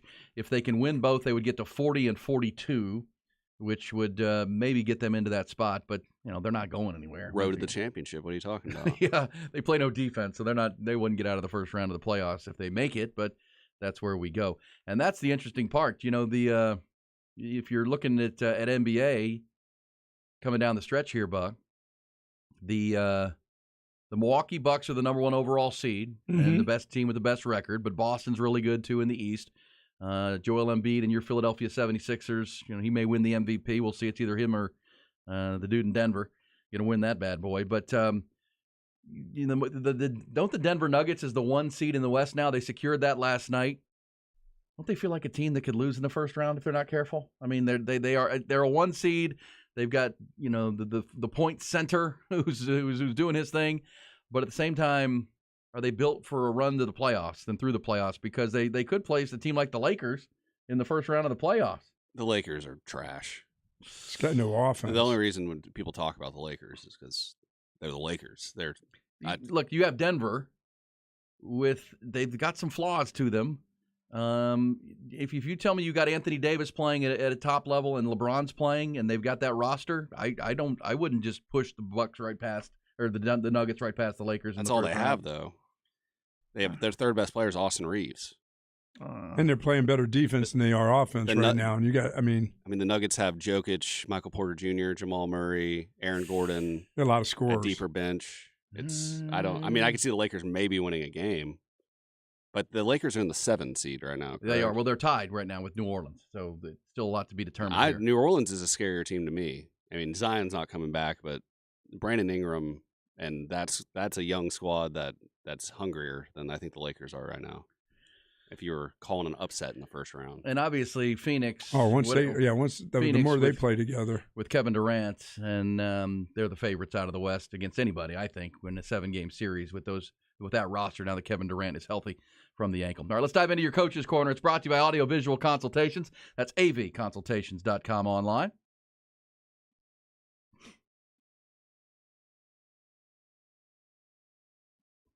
Here's a guy, Buck, that says, Buck, on to this weather. My peach trees, fig trees, peppers, and tomato plants are loving this weather. This is probably our last push of cooler temperatures, like 50s. I have a couple plum trees in that are starting to pop a little bit right now, too. Huh? Yes. Plums. Yeah, the trees don't get real big. Okay. Speaking of plums, I used to jump the fence over at the McAdoo's house in North Carolina and grab some plums and pears. They had a pear. Bob McAdoo? Bob McAdoo. Big old pear tree and big old plum tree. Jump over the fence, grab some of those in a little bag, and head on off in 5th grade. There's nothing better than a good plum. Oh. Well, the Masters has teed off. The first groups are off, and we'll be following the leaderboard this morning for you. It's early round action. Did they have to put Kevin Na in a twosome with Mike Weir because Na plays so darn slow that they couldn't have a 3? Is that the way that works? The lefty will hit him with a club eventually. Yeah, Mike Weir, the former Masters champion, the Canadian, whack him at some point. Oh, yeah. No, they're playing a twosome right now, but they are off. And, Kevin Na double bogeyed the first hole. That hurts. That's no good. But, as we said earlier, Mother Nature, the weather we're having today and tomorrow with the colder and wetter, just a washout, that front is making its way east. And so the Masters will have good weather today and into tomorrow, but then this front's going to hit the East Coast, and they're going to deal with this weather Saturday and Sunday in Augusta. It's the same front we're dealing with today that they're going to deal with over the weekend, which, I guess you can go out and play golf in this if it's not lightning. What do you think, E? Does Tiger have a house in Augusta somewhere? Or he stay? I mean, he doesn't hang out. I know his girlfriend doesn't. He rents a house. I don't know if he owns a house. He okay, could, but his girlfriend doesn't get to go, right? She doesn't go to the house. I don't think they're together any longer. Where did that come from? I don't know. I'm just thinking. He's got another girlfriend already. Come on. Someone's staying in his. Most of those guys go there and rent a house. Oh, they have a house that they rent? Yeah. He's been doing it for 25 years now, probably. I don't know how that operates, and I don't know where he is in his current relationship status. I know she's suing him. For a lot. 30 mil or whatever. She wants the house. She wants to tell her story. Remember, she can't tell her story. The NDA? Yeah, sorry. You signed it. Just want to tell a little something. Well, that's why Tiger and his people had her sign the NDA, because once you sign that, you can't, once we break up and I screw this thing up, you can't write a book. That's what that's all about. If you're going to... Got to leave us out. We just can't do it. You can't even write a book. Well, I mean, if you're Tiger Woods, think about it. That is kind of your deal. If you're going to get in a relationship with someone, you've got to, if it's learn from your mistakes, Tiger. Yes, you've got to get this thing in writing. I mean, it's more than a prenup. It's an assurance that what happens here stays here. Because now, remember when all the whole gang, who was it used to stay together? It was JT and Bubba. Didn't they all stay at one place? Yeah, Spieth was a part of that. They lived. Yeah. I don't think Bubba was a part of that. But roommates. The younger guys on the tour had their place. It's weird that Jordan Spieth isn't like a young guy anymore. How old is he? What, like early 30s? Yeah, I would say so. I mean, he won his Masters 8 years ago. That's crazy. Spieth's 29. Oh, okay. 29 years old. For the 2-year-old, I believe. Yeah, when he was taking the world by storm, he was 21 years old and was just unbelievable. And that was 2015 now. He did win a major in 2017, but none since. So, see, and you're picking Jordan Spieth to win this event. Yes. I have picked Scotty Scheffler. I'm going out on a limb to pick the world #1 player. But I just Why think are people backing away from Rory? he's my 2 pick, along with Max Homa. Those are my 3 picks. If I had to pick 3, it'd be, I think obviously they're 3 of the top 5 players in the world. So again, out on that limmy. But I just think Scheffler's playing too good and playing too confidently. Rory, though, is there. And then Max Homa is having a heck of a year. You've kind of been paying attention to Max, all through this golf season to keep an eye on him. But you like Spieth. Who'd you end up taking there, Ty? I took 4 guys. I took Spieth, Rahm, Hoagie, and Cameron Young and Sam Burns. No Hoagie. Cameron Young, not Tom Hoagie, the TCU Horned Frog, who won the par 3 tournament yesterday. Bad news for that. Yeah, he's not going to win. That's never happened. But at least Tony Finau, nobody turned their foot sideways. But it was a cool event. That's always such a fun thing to see them with their kids. And Oh, yeah. the holes. I mean, gosh, Seamus Power, holes in 1 on 8 and 9. I mean, back to back. That's incredible. Scotty Scheffler jarred 1. Bubba Watson had a hole in 1 yesterday at that par 3 tournament. But, I'm going Scheffler. You're going Spieth. And we'll see. Spieth felt confident that this was his year. He felt like his game. He started to come back around. He said this bit. week he was more comfortable in his game than he's been in a while teeing off at this event. And that's a good thing. When he's confident. And you'd be surprised if Schauffele won, wouldn't you? No. Because he's right there all the time. No, yeah, and he does a lot of things that it takes to win this golf tournament. He's an accurate driver. He's got great iron play. It's going to come down to him making putts, and that's what this tournament's all about. No, Xander Schauffele winning this would not be a surprise. I mean, he's top 10 player in the world for sure. I could see him doing that. But and a guy like John Rahm, is it his time to put on a green jacket? He feels like it. He was world #1 when the season started, but Scheffler's had the better year so far. Yeah, this course will frustrate John Rahm. I don't know. I just feel like, the way Scotty Scheffler dismantled the field at the Players, that's just the way he's playing. He's just playing so confidently, and he hits the ball a mile. His irons are on point. His short game is immaculate. His putting has been good. That's just, he's hard to beat right now. And the last time they played with a field this good, it was the Players, and he had no peer. Just tore apart Sawgrass and won by comfortably. I don't know if he does that here, but I think at the same time he is clearly the guy to beat teeing off today. That'll be T's 12:36 today with Scheffler. Jordan's in the final group of the day. Rory in the second to last group. And yeah, Tiger, and I think for me, Tiger just 9:18. making the cut again, like he did the last time he was here, is a big deal. Because if the it's weather, wet, I don't know if he wants to make the cut. Wants to go home. Yeah, wet and cold on Saturday and Sunday is what the plan is there. We'll take your thoughts, though. Hopefully you got your Masters picks in at our website, hornfm.com. The golf contest is up and running. This morning at 5:55 was your deadline. Hopefully you got those in. We'll get back into the NFL draft, which is 3 weeks from today. It'll be the first round. We'll be on the clock there in Kansas City. Any interest in going to Kansas City for the draft? Why did they move it out of Vegas? Buck off to the NFL. Just keep it in Vegas every year. Cold and nasty. Too natural. Now that you have a team in Vegas, it's just the perfect spot for the National Football League's player draft. We'll pick that up on the other side, get you the latest Masters leaderboards, Buck-ons and Buck-offs. TY leads us through some hot or not topics as well before the end of this hour. It's a busy Thursday on B&E.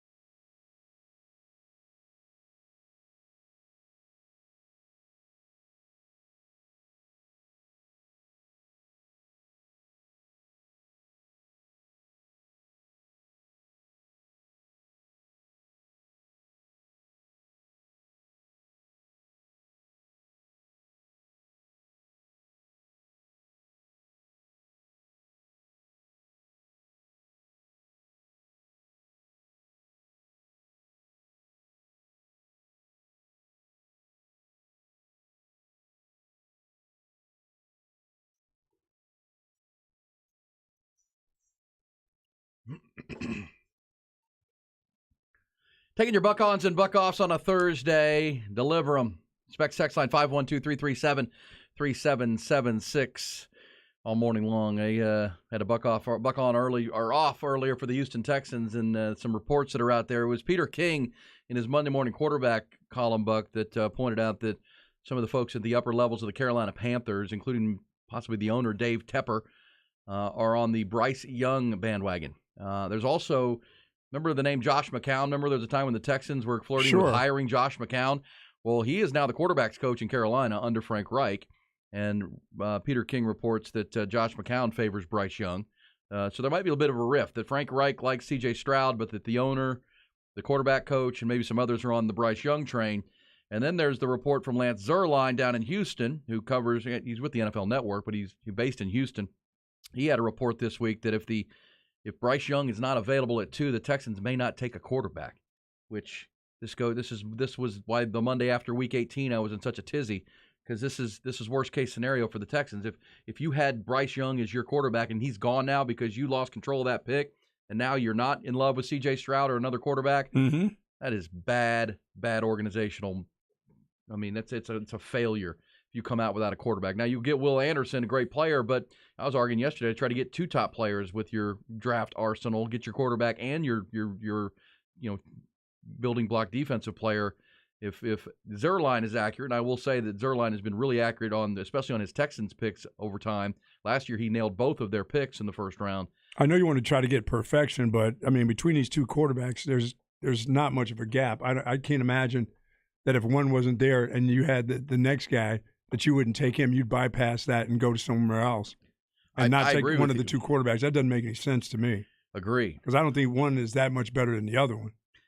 I think they're both really solid quarterbacks. Well, and, we read from the Bruce Feldman piece earlier in the week that, where Bruce at theathletic.com, talks to all the college coaches. That's where he's got his ties, and he wrote his draft from the perspective of talking to college coaches across the country. And there was a college, they were just effusive about C.J. Stroud and just how difficult he is to prepare for, his ability to read defenses, his accuracy. And there was one coach who said, we prepared for Trevor Lawrence and we were prepared for C.J. Stroud, and C.J.'s better than Trevor Lawrence. And that's, he's worthy of the 1 pick. So if you're the Texans, he's certainly worthy of the 2 pick, if indeed that the Panthers go with Bryce Young. But I will give a buck on to the Panthers because they did what the Texans shouldn't have done. They took control of the draft. They gave up a lot to go get it, but it's the most important position in the sport, and to be in control of it and be able to take the guy you want is where you should be. And I would also say, as I said earlier, if the Texans pass on QB and go Will Anderson or a defensive player, that would be. The team that becomes the catbird seat are the Arizona Cardinals, because they're sitting there at 3 between them and the Indianapolis Colts. They already have a quarterback. Well, now they have a quarterback that now C.J. Stroud, who a lot of people are going to have as the number 1 quarterback on the board, still available at the 3rd pick. You look for the offers that'll come. Tennessee, the Raiders. We just look for teams that will be looking to jump. Atlanta. Because the cost to go up to the 1 pick is higher than going up to the 3 pick. So if you're all of a sudden you can get the quarterback you covet that Arizona's not going to take, and Arizona can get a bevy of picks, the Cardinals become a really power player in that draft. And there will be teams, Atlanta and Tennessee, jump out specifically who would say, you know what, we got to go up. We got to go up. C.J. Stroud's still there on the 3rd pick. Let's go get him. Oh, yeah. Because knowing good and well that the Colts are going to take him with the next pick. If it gets to the Colts, they're taking C.J. Stroud, and it would be for Carolina and the Texans. It's to me, it's no brainer. Either one of those quarterbacks, it's 1 or 2 you're taking. You're not even playing games with that. You're not trying to fool me by taking some defensive player and then say we'll come back and get a quarterback later. And hell no, you're not in that position. Those guys aren't that far apart at the quarterback position that you would pass up on one. If you're the Texans, after the last 2-3 years you put your fans through, you can't come out of this draft without a quarterback. With Anthony Richardson. No. After all the tanking you did to come in with a complete project. Or the defensive or the outside linebacker from Alabama, you can't take a quarterback. Well, because that's what Lance Zierlein is saying. They would take defense, but they would still come back up and try to get Will Levis or Anthony Richardson with their other pick ammo. But again, you can't come out of this with a project. No. You needed to come out of this with one of the top 2 quarterbacks, and you still can at 2. So that, to me, would be a buck off this morning, and giving up control of that pick. Gary's teeing it up, E. Oh, you already did. That's a replay. Okay, watch out on the side. I'm showing Bucky replay of Gary Player's ceremonial tee shot at Augusta National, where they are off this morning. Gary Player's got to be in his 80s. He really still has a really nice swing. Does the push-ups. That's right. That's all his workout is, right? He does. He and Bo? Yes. No, I think it was Herschel Walker. Herschel Walker was just push-ups. Herschel Walker says he never lifted weights. He did sit-ups and push-ups his whole life. And he's a naturally freak athlete. Oh, my goodness. 87 years old, Gary Player. Gee. 87. Think he's moved up to the right tee yet? His swing is better than yours by a lot. What? By a lot? Yes. That's a good swing. And he's got his own knees and everything. You think so? Yeah. Oh, yeah. He hasn't rebuilt himself yet? No, he's not rebuilt himself. He might have. No, but that is cool. Gary Player, Jack Nicklaus, Tom Watson with the ceremonial tee balls today at Augusta National. They're off and running, and enjoy it today. I just don't know, as we said, this weather we're dealing with today is what they're going to deal with on Saturday in Augusta. And, would they delay it? Because I was woken up about 2:30 this morning by a huge clap of thunder. Well, what you don't want is a lot of delays while they play. They're out there, then they call them in. There's lightning. You got to go back out 2 hours later, and they do this a couple times. Start. No. Yeah, again, this is feeling like a Monday finish at this point, just looking at the forecast. We said that really all week, and now we're seeing with our own I just saw a big piece of this clap of lightning right out our window here as the storms and the rain continues to roll through here.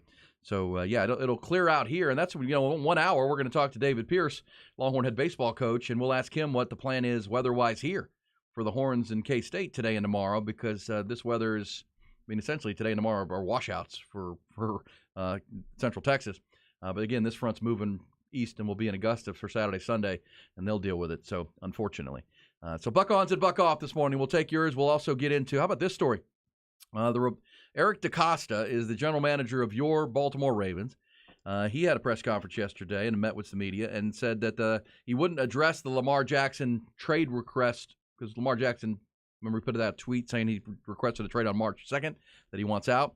DaCosta told reporters, though, that they will not rule out the ability or possibility of taking a quarterback in the first round of the 2023 draft, which is in 3 weeks. DaCosta said, we have 5 picks. We wish we had more. They're going to try to get more. But he did say he didn't rule out. And again, when general manager asks, hey, would you rule out taking a quarterback? They're going to say no. He would probably say that for every position. But, that would be an interesting spot where Baltimore picks in the first round for a Hendon Hooker type player, right? Mm-hmm. The kid out of Tennessee. That you're not sure about the Lamar Jackson thing. You got the Pro Bowler, Tyler Huntley, who made the Pro Bowl last year on about the 12th cut. But he's good for 6 games. Then start looking again. Well, he's a good backup. Is what you want in a backup quarterback. That's why I said he's good for about 6 games. Here's the thing. We're now 3 weeks to this draft. No one has any idea how the Lamar Jackson thing's going to unfold and play out. Even listening to Eric DaCosta yesterday, I don't know that he's sure how this thing's going to go. It is a wild card situation, to say the least, of how this plays out.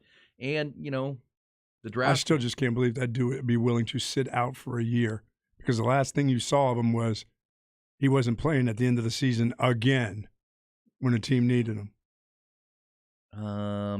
Yeah.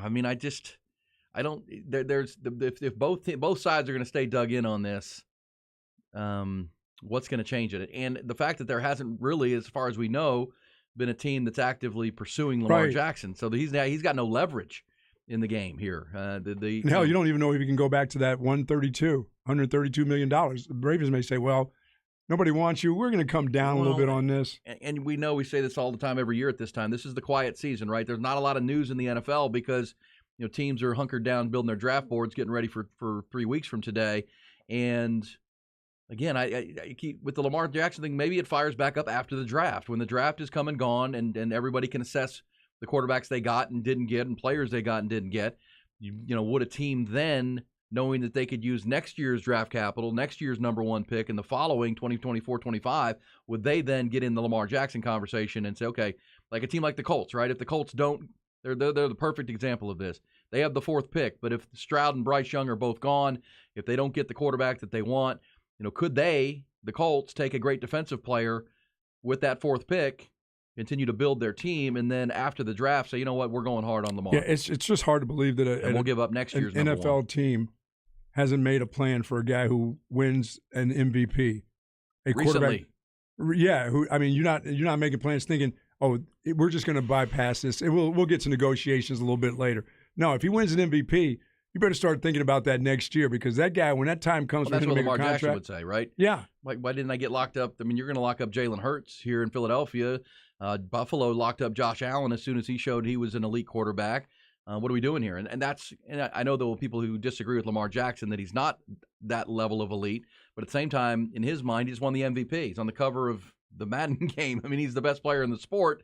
He had a 2-year run, historic, and you didn't lock me up. That's the beginning of the end of the relationship at that point. should be the building part if Right. you're an organization, right? Well, and that's why we've pointed out that Eric DaCosta and the Ravens front office have gotten on this cross with a bunch of their top picks, a bunch of their top players. Yeah, it's not just Lamar now. I mean, they traded Orlando Brown to the Kansas City Chiefs where he won a Super Bowl.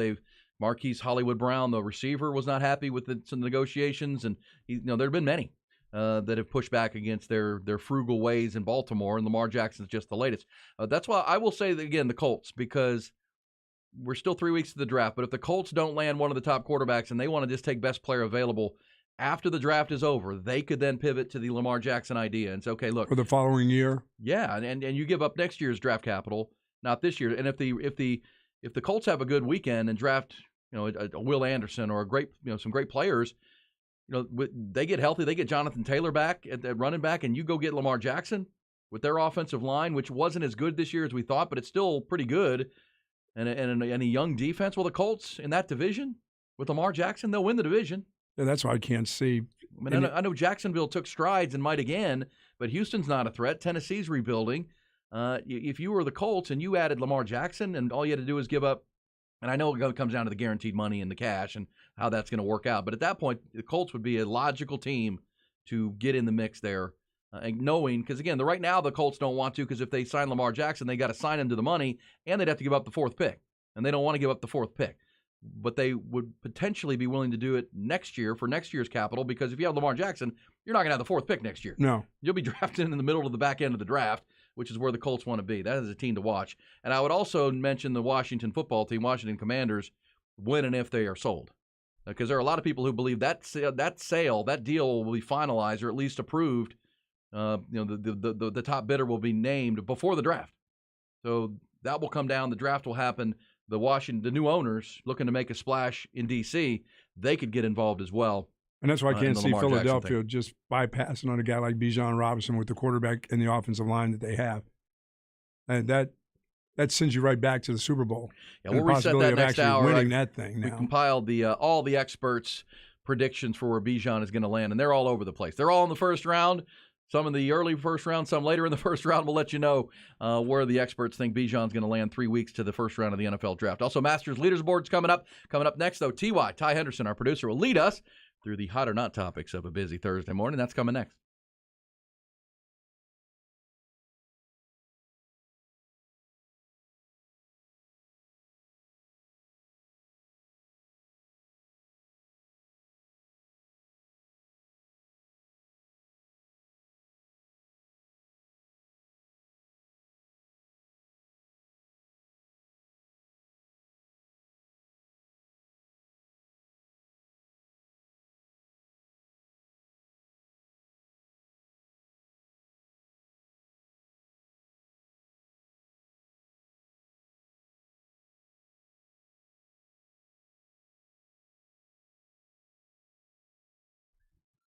Callahan's General Store, folks, still here after all this time, 45 years in, still locally owned and family operated at Callahan's, and it's everything you need for your beautiful yard this spring and summer. All the essentials. Also, if you've need some hardware, some houseware, Western wear as well, everything. It's like I say, it's like one of the great box stores, big box stores without the lumber. They got everything you need, but it's the people.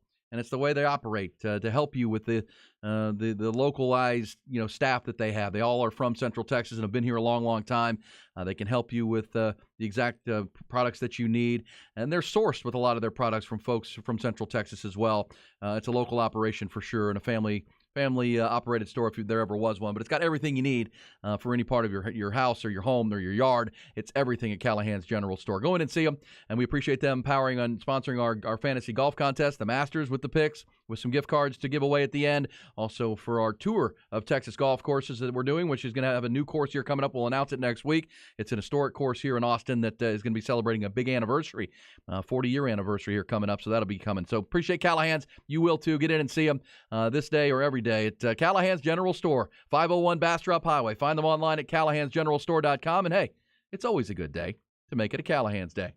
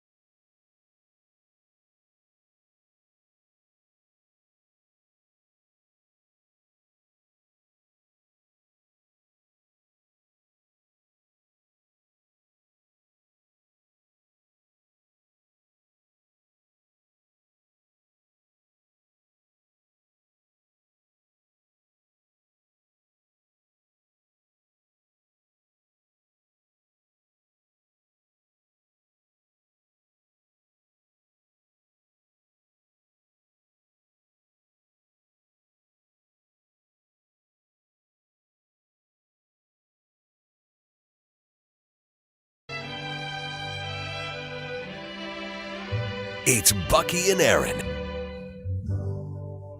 Georgia. Oh, man. Good job. Good job, T.Y. Georgia. Ray Charles, Georgia, where he was banned from playing for quite a while before he was allowed back. That's where they're playing the Masters this morning, Buck. The 87th edition. You picked Jordan Spieth to win? Yes, I have. I've got Scotty Scheffler. T.Y. has gone with official pick, T.Y. You gave us 4 earlier. You have to pick a winner, though. Pick a horse.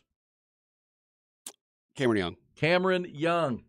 Like it. Not this trip. All right, hot or not. Weather, not so hot. It is pretty messy out there, so be careful. Don Miller will be along with the traffics. And, this weather front, it spans across the United States from top to bottom, essentially, that's moving east. And like the Astros game in Minnesota has already been postponed today. The game in Cincinnati's already been postponed today. We'll ask David Pierce, the Longhorn head baseball coach, at 8:30 next hour if they have a plan. I'm sure they do.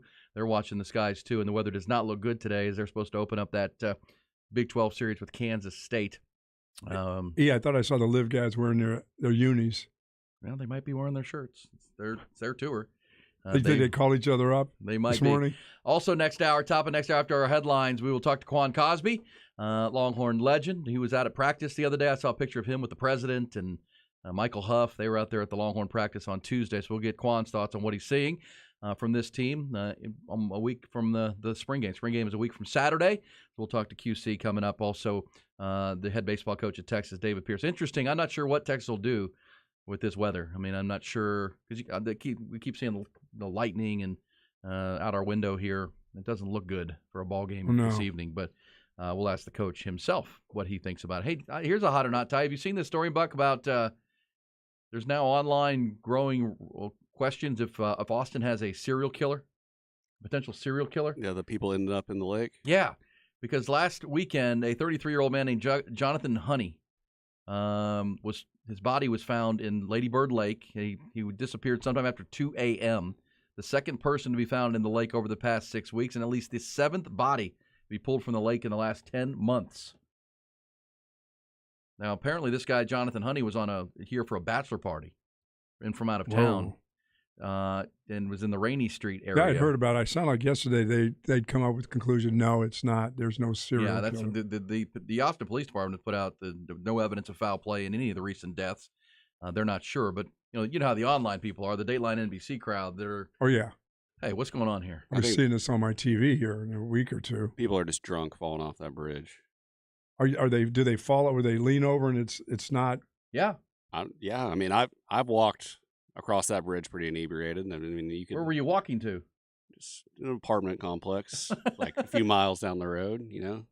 So going down to Riverside? Yeah. Well, I mean, what do you have to do? Do you have to lean over a rail or something? Like, there's no rail. Past the school of the deaf, and like down that. I don't know. I've walked like 5 miles down Lamar to get somewhere. Well, after this Rainy happened Street. apparently Rainy. Wow, we walked from Rainy Street all the way to Lamar. Yeah. Okay, well, it's probably on the hike and bike trail, right? No, just on the road. Just on the road. Just like a hobo, huh? Maybe this You is got a how this little happens. stick and a This dog is with you, probably too? exactly how it happens. Because I do think. I mean, can you just fall over the bridge? There's no railings there. There's railing. I did see where. I mean, one of the bodies found, I think, was a homeless person experiencing homelessness. Experiencing homelessness. And by the way, I yes. didn't say Ray Charles played golf. I said he was banned from playing shows in Georgia. Yes, not I didn't golf. talk about golf.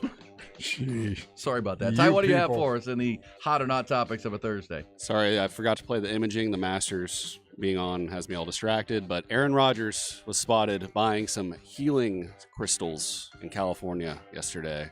Healing crystals? Yes, he was at there's a bunch of pictures of him at this big complex that has. I mean, those weird stones. Yeah. Like the Wickets, the witches do use that stuff. Mm-hmm. Yeah. When does he become a Jet? Yeah. When does he start playing ball again?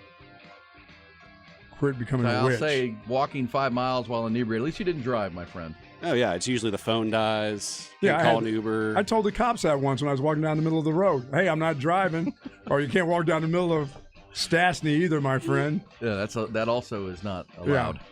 Yeah. But yeah, so your phone dies, you can't order an Uber, so you just take to hoofing it. What else are you gonna do? I mean, I used to walk back from Dirty Six to my place on West Campus every weekend, or take the bus. Smoke cigarettes on that bus. I've been on the bus 2-3 in the morning. On a Buck On note, we told you earlier in the week that Cain and Abel's is closing. at the end of the month, Ty's favorite hangout back in the day. They are reopening right down the street. So that is a good thing. Buck off that they're closing it, but they're opening a new one, Ty. I'm interested to see where that is. We'll come back. Building. Pick them up. Quan Cosby and David Pierce on our 8 o'clock hour. Headlines coming, including the Longhorns going to face Shaka Smart and Marquette this year in college basketball. We'll get you details.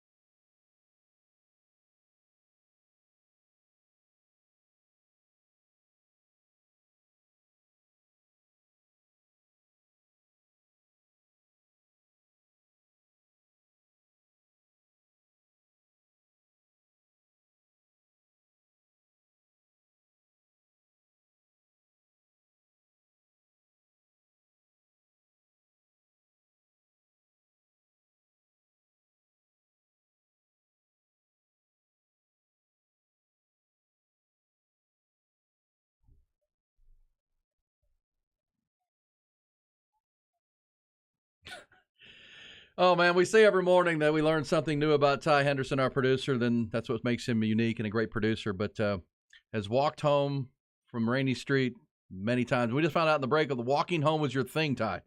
When you had too much to drink at 2 o'clock, you were just cranky and mad and kicking stuff. Kicking cans, kicking over garbage cans, yelling at homeless people. Oh, that's too much. That's too much. And several people agreed with you, Ty, that I walked home from the West Campus many times from 6th Street. And the city bus. That was a party. I did that once. I got in a fight on the bus. I've lived in Austin since 1991 and have never been on a city bus. Dude, don't. I did it one time. I'm done. I don't want to. Hey, listen, I don't want to knock your transportation because you got to get. I've been on buses in other cities. Work. I've been on buses in other cities. I've taken the train. I had to go bus. to Boston, taking the trolley everywhere I went. Hey, this says that's a lot of accidental deaths in 10 months. It is. That's true. Yeah, I don't know. Well, they're investigating, I guess. But all right, that's part of a Buck Off Thursday. Good conversations this morning. Coming up, Quan Cosby. He was out of practice watching the Longhorns the other day. We'll see what he can reveal to us about what the Horns are looking like. Also, it's just good to check up on Quan. He'll have a Masters pick for us, too. I texted Quan yesterday because Quan's going to play with me in the Mullet Open in a month. Yes. The Mullet Open is Cinco de Mayo. Cinco de Today Mayo. is the 6th of April, so we're inside a month to your big golf tournament. And Quan's going to play on my team again. And I've always said Quan is the best foursome partner because he's so much fun. He tells great stories. Does he have a good time? Hits the ball a mile. And I think you've put this in with Isaiah Collier's dad? Yeah. Papa CC? Papa CC Come will on, be there. man. Yeah. We're going to hit some long bombers out there. No, y'all just going to drink some brewskis. That's what y'all going to be doing. Man. Telling stories. Looking forward to being out there in 1 month with Quan and having a good old time. I'm excited. It is the 50th anniversary of the Berg Center for you this year. That's awesome. 50 years they've been doing this. Been such a great charity for so long. Taking care of these kids. Looking forward to being out there, and Quan's always fun. Last year, when we played on a Friday, Quan had been at the Eagles concert the night before. Wow. At Moody Center. It was one of the first shows ever when that arena opened, and he was telling us stories. He was talking to Chris Del Conte and all the scoop that was coming down. It's good stuff. So we'll talk. You got that great dinner on Friday night, and of course Thursday, a little mini mullet. Hayes City Store. The hamburger's coming. Ooh, my man Travis Tyndall. Yeah, thank you to and Travis. City Store. Yeah. Love that. Hey, this says, don't underestimate alcohol and poor decisions made near open water. That is true. Yeah. And I do, as Ty even, we get of the deaths, I think several of them have been homeless folks, people experiencing homelessness, and that can happen. So, but yes, you got the online community now wondering if there's a problem or someone in Austin that's taking lives. Yeah, I just never did. When I was juicing it up, I just never got to really close dangerous things with the exception of driving at times, which, yes, I'm guilty of doing that. I think we all have been. I'm guilty of doing that, and I'm glad I didn't kill somebody's kid or myself or injure anybody. But I've never been one to get close to, like, water or lean over things. I knew you when you were drinking. I did take a pee in a street somewhere, but I'm not leaning over some bridge. Justifying you, but I knew you when you were drinking a lot, and you couldn't tell. No. You were, Dude, you see me come from a show. You see me on air. You couldn't tell that you were drunk? No. Oh, not even a bit. Nope. I'd go down to Shoal Creek Saloon before we'd get on the air in the afternoons, and it'd be, huh? What did you have? 3 shots of Jack? Couple Bud Chasers? Well, it really is, if you could connect the timeline, the wheels came off of your alcoholism when we were moved to the mornings. Yes. And you had to get up in the morning every day. When I called you one morning and said, hey, I won't be coming in. Hey, you got a phone call. We were doing afternoon shows, and then all of a sudden they dump us into the 6 a.m. slot, and that got a little more difficult. Hey, God, am I happy about not doing that anymore. That's exactly right. Can we talk to Quan Cosby coming up? Also, David Pierce talking Texas baseball. Also, obviously, I'm sure Coach Pierce is playing a little bit of weatherman right now, trying to figure out this schedule with K-State this weekend. We'll talk to Coach Pierce coming up, our weekly Thursday visit. First, though, the headlines. Top Gun Equipment Rentals bring you the news. And, yes, they have teed off at Augusta National, the 87th playing of the Masters. 88 players teeing off today. Your leader right now is the amateur. McLean is at 1 under par. Everybody else even. It's very, very early, obviously. Yesterday, quite the scene with Scotty Scheffler drawing an ace at the par 3 contest on the 9th hole. He didn't win that, though. Tom Hoagie did. And, of course, no one who's ever won the Par 3 tournament has won the Masters that same year. But as far as prominent tee times, the first big name going off the board will be Tiger Woods. He goes at 9:18 this morning, the 5-time champ, alongside Victor Hovland and Xander Schauffele. It'll be Rory McIlroy looking to claim his. Actually, Scotty Scheffler will become the next world number one. The world number one goes off at about 12:36 this afternoon. Looking to go back-to-back. He'd be the first back-to-back winner of the Green Jacket since Tiger Woods 20 years ago. Rory McIlroy seeking the career Grand Slam. He goes off in the second-to-last group today. Jordan Spieth tees off in the last group today. It's been 8 years now since his win back in 2015. Austin becomes an NBA city tonight. And again this weekend, San Antonio Spurs in town. They're going to play 2 games at Moody Center. Portland Trail Blazers tonight, Minnesota on Saturday night as part of their 50th anniversary season. That's how it's been billed. But Greg Popovich, the Spurs head coach yesterday, revealed that they plan to do this every year now in the capital city.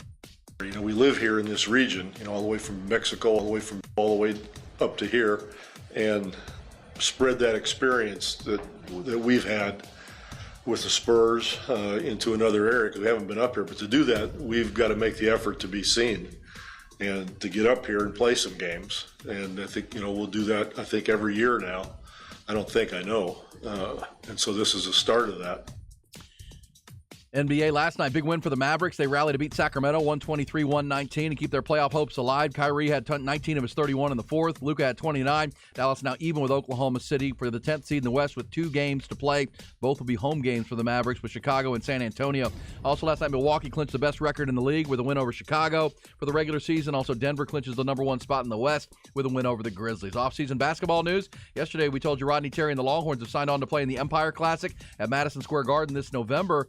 Word yesterday and today that from John Rothstein, the Hoops insider, that Texas is going to travel to Milwaukee to face former Longhorn head coach Shaka Smart and the Marquette Golden Eagles as part of the Big East Big 12 battle that's coming up this season. No date has been set. Other intriguing games in that matchup of conferences, according to Rothstein, will include Houston facing Xavier in Cincinnati. Villanova will play at K-State. TCU will travel to Georgetown. Seton Hall will play at Baylor, and UConn will play Kansas at Fog Allen Fieldhouse in a matchup with the last 2 national champions. Speaking of Baylor and college hoops, their all Big 12 guard L.J. Cryer has entered his name into the transfer portal. Did that yesterday, according to On3 Sports. As many as 13 teams have already reached out to the sharpshooter from Katy. That includes Houston, Kansas, Texas A&M, and Texas.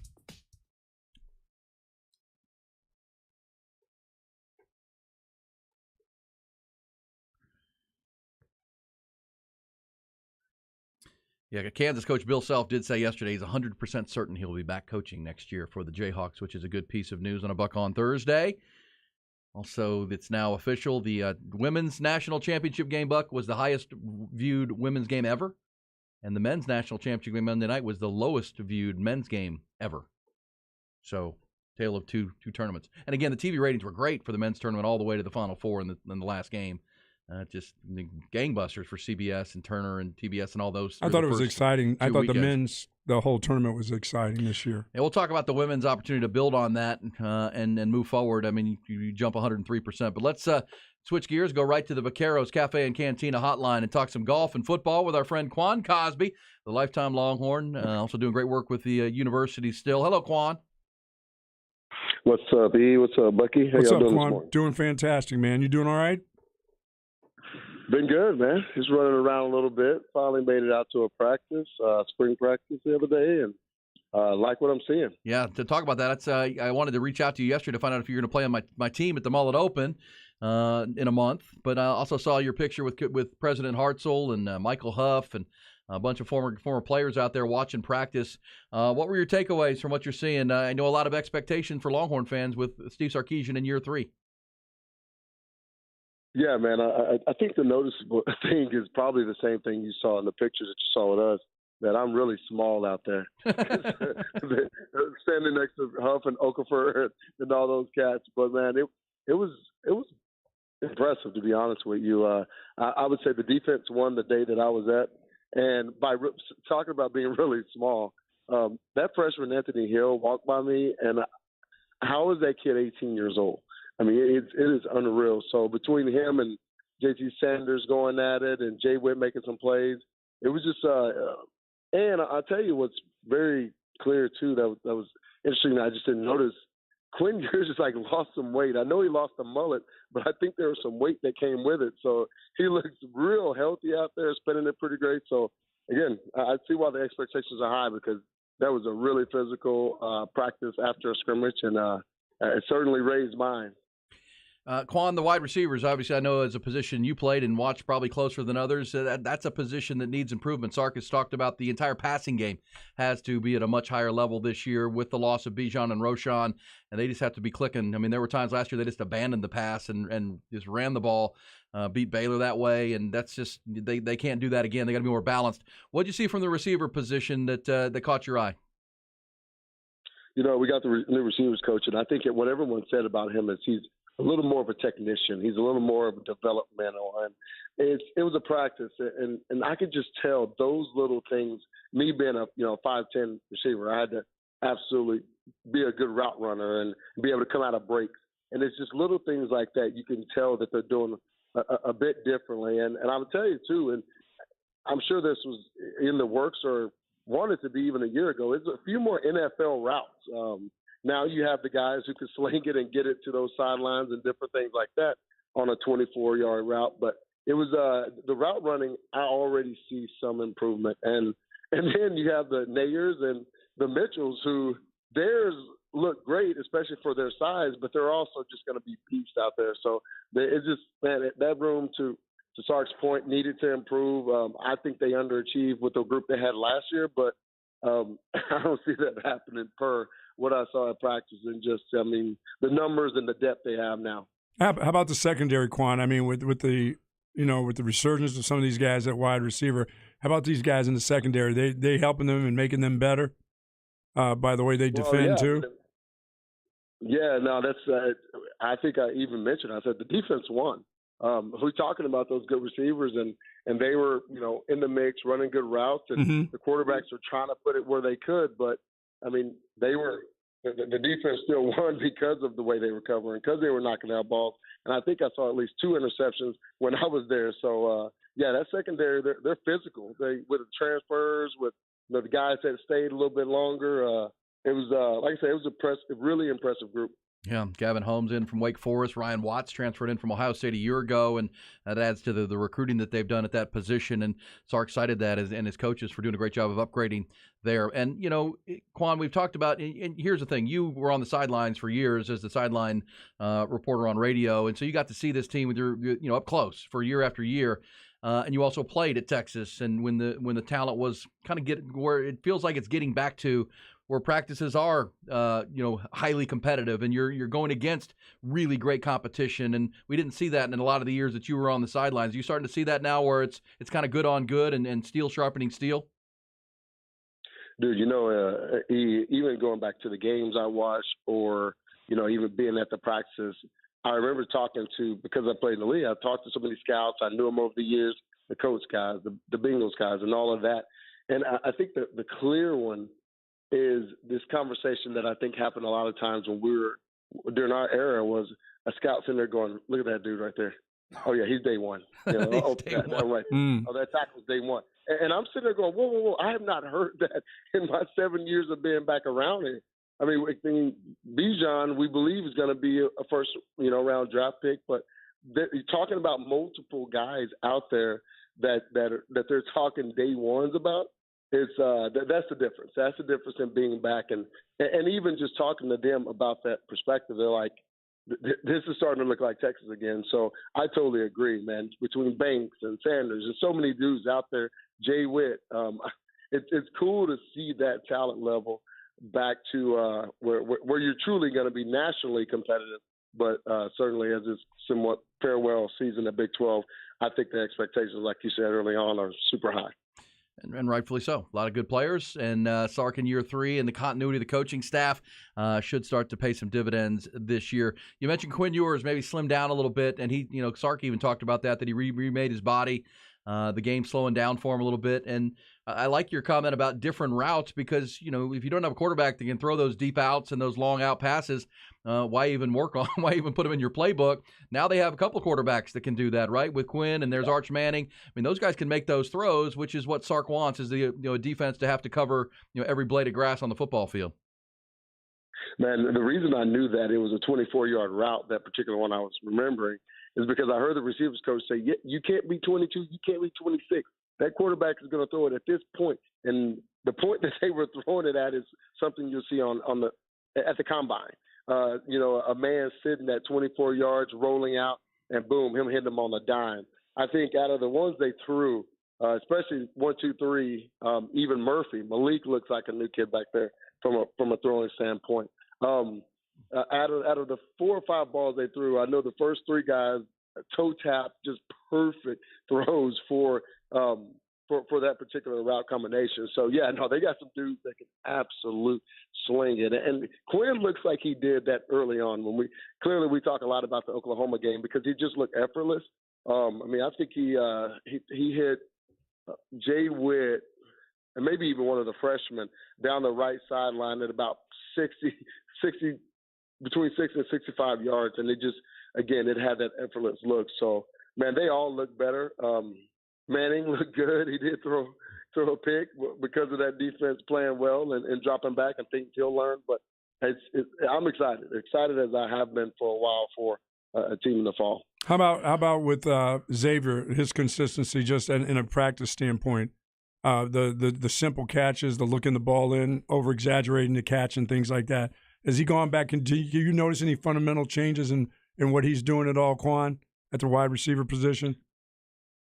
I think some of people don't talk a lot about the psyche of the different positions, and if you have kind of that time where you're in a slump and you're dropping balls and different things like that, you can see it written all over his face, even to certain levels. Some would say in the effort standpoint, but what he had was that bounce back. I can tell it's a new year for him. He's going into spring. There's competition in the room / someone else to make it a lot harder for them to double him. So you could just tell, those guys, they're hanging out and they're just getting closer and closer, and you can see it. They're pulling for each other. They're competing on one-on-one. So, yeah, no, man, he just has – the guy, he looks like a cheetah out there anyway, and he has that cheetah bounce right now. Quan Cosby with us at the practice earlier in the week. Quan, we know in addition to your real job, you help out the university and are close with President Hartzell. I have to feel like that there's a lot of positivity based on the basketball season and the hiring of Rodney Terry just in the whole organization. It could have gone a totally different direction with Chris Beard. We talked about it a lot during the process, but man, the run they made and the positivity in the room when Rodney was announced officially, a lot of momentum. And it's amazing that the program is in as good a shape as it's been in a long time, even with a coach having to be dismissed midseason. Man, and not to bring up something negative, but we didn't win the Natty. But I remember when the unfortunate situation when a tennis coach got dismissed, and we ended up winning the national championship. I think it had a very, very similar feel. Beard being a homer. There's so many reasons that one hurt a lot, and the way it went down. But Chris, Conte, everybody, including me, were like, dude, what are we waiting on? Hire this man, somebody come and get him. And he had a plan and executed it pretty dang well. In talking to the Biancos and folks that went to that press conference, they said it was a feel like they just haven't had in a long time, and it being so right. And just Coach Terry is the dude. He's our guy, and I'm glad CDC got it done. Agreed. Quan Cosby with us. Quan, who's your pick for the Masters? I know Sergio's a friend, and he's there. He's teeing off this morning. Do you have a favorite that you like this weekend? Yeah, man, I do. I actually, my favorite, of course, I'm a homer. Y'all know that. I don't hide it. It's Scheffler because he's still playing well. But I think who took him down in the match play, Burns over there from Louisiana. That dude's playing.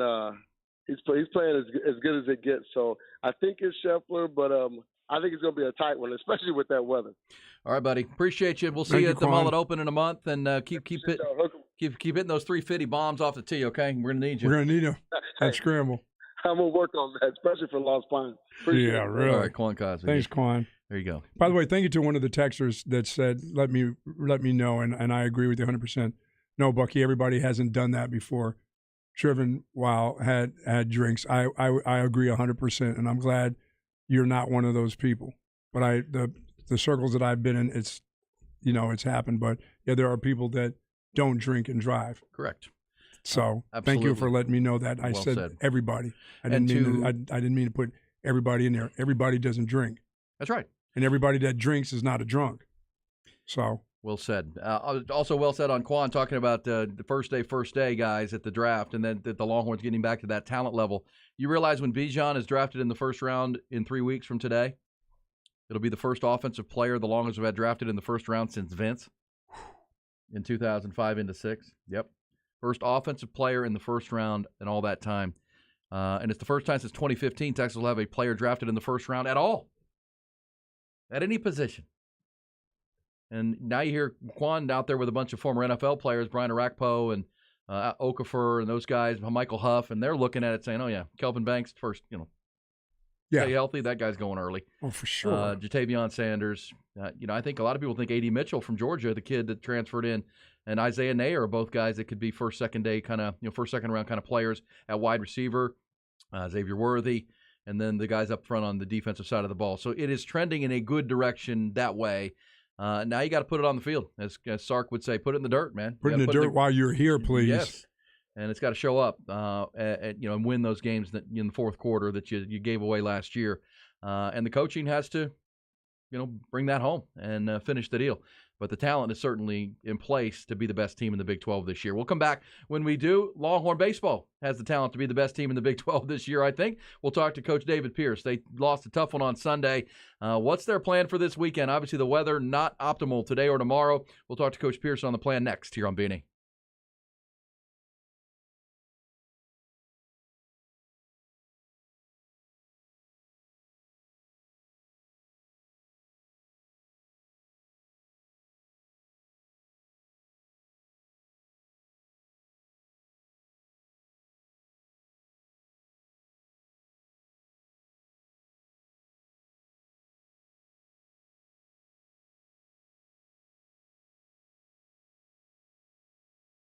Folks, Dr. Greg Eckert is absolutely the very best. Cosmetic surgery like I had done with the veneers that I had, and boy, they were absolutely excellent for me. I did this in only just 2 visits with Dr. Eckert. Second time around, I had these veneers, and I am so thankful for them.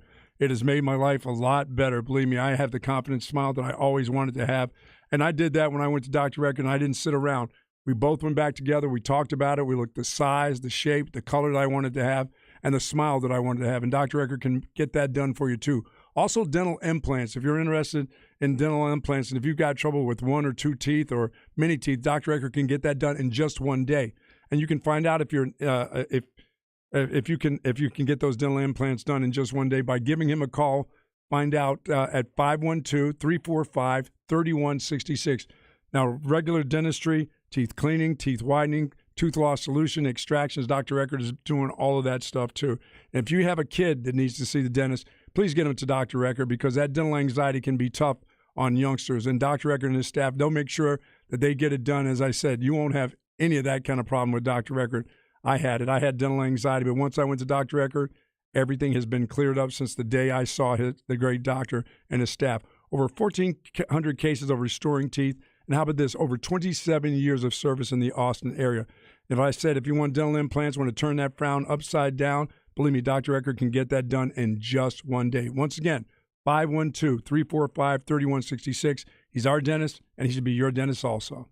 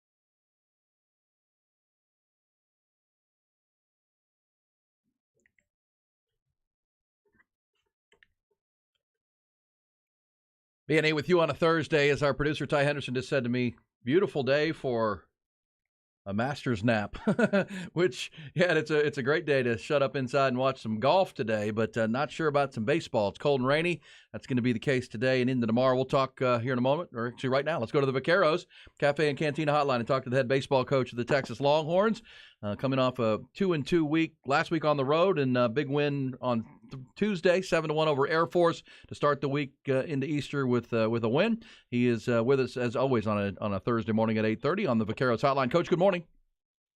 Good morning. How are you guys? Doing fantastic, Coach. Happy Easter to you coming up, and congratulations on that winning streak that you had. I mean, there were lots of things to be learned throughout that winning streak, and part of that is winning. And now it's time to start another one. Yeah. Well, first of all, happy Easter to you guys and all of Longhorn Nation. It's been a special weekend. Yep. But when you look back at the week, yeah, we did. We continued the winning streak, and then I thought their kid Saturday, DeJuan Watts-Brown, was outstanding and pitched a great game, and they just beat us on Saturday. The frustrating part of last week is we just felt like we let one get away from us on Sunday late, and we got an early lead and did not take advantage of tacking on, and we silenced the crowd. We kind of controlled the Friday game and most of Sunday, and we just didn't finish. And I think that was frustrating for our team, for our staff. And you look at after the first two weekends going against Tech and Oklahoma State on the road, you go, yeah, 4-2 is pretty good, but we have opportunity to be there 5-1 and moving into week 3 of the conference. There's a lot of implications that go with that, but the way we look at it now is they got away from us. Now we got to find one down the road that, oh hell, how'd we win that one? So we learn from it, we move on, but I really like where our players are. I like the way they bounce back on Tuesday against Air Force. And Eric Kennedy said to me after the game, he goes, Coach, we made them look worse than they are. And I go, what do you mean by that? He goes, we just played so well. And I said, you're right. I mean, we played such a clean game. We had some guys that hadn't pitched a lot, pitched well against an offensive team, and played great defense. So it was a good bounce back game, and now we'll get ready for K-State. Yeah, the Sunday game was frustrating. I mean, I thought your pitching staff did a great job of pitching out of trouble, which is always, you never know on the road in a hostile environment like that when you do get runners on. LBJ had 5 walks, but pitched out and didn't pitched away from trouble. David Shaw and Ace Whitehead did as well, and that's why it was frustrating to lose it in the 9th inning. But we also know in the top of the frame, you guys had the bases loaded with nobody out, and then couldn't give Zane Morehouse any insurance in the top of the 9th. I'm sure that was frustrating as well. Well, you dissect the game, and it's always more than just that one pitch, that one inning. Usually, if you look early in the game, I think in the 4th we had first and second hit into a double play. We didn't have a ton of opportunities because their bullpen's really good. But when we did, we didn't capitalize. And then we get to the 9th, and bases loaded, nobody out, and we kind of just gave them exactly what they needed. And the game is so interesting and so different. So many things can happen, and unfortunately, it didn't happen in our favor. And we were not pleased. That was not a very fun bus ride home. Oh, yeah, you guys bust up there, right? That was a long bus ride. Yeah, it was a brutal bus ride. It's one of the two that's kind of our cutoff of Oklahoma State and Texas Tech. The drive there is not bad, but the bus ride home is always bad just because it's after a Sunday game and you get home early Monday morning and the kids got to be in class and we start our prep. So it is what it is, but we just felt like we let that one get away. But you can't dwell on it. That's the one thing in our game. You have opportunity immediately afterwards, and we did a good job of bouncing back. They did 7-1 over Air Force on Tuesday. Here comes Kansas State, Coach, and they're instead of 19-12, they're off to a 5-4 start in Big 12 play, so they're a good ball club. Any idea what the weather plan can be? Doesn't look great today or tomorrow, and obviously it's a Thursday through Saturday series. Any working plan, or just play it as it comes? No, we're working on it right now. I talked to Pijus this morning. I've talked to Chris Del Conte. We've got people on it. I think, if normally on days like this we find a window, the forecast doesn't show that at all today. So I think worst case or next case scenario, if we couldn't play today, we'd probably go a doubleheader tomorrow and then one on Saturday. If we can't do that, we're trying to get approval to see if we can go Friday through Sunday. Then they have to look at flights because it's a commercial flight. So there's a lot of different variables we have to work with to figure this out. But I think we're pretty good at getting them in. So we'll figure it out and see what happens. Yeah, Big 12 play tonight with Kansas State.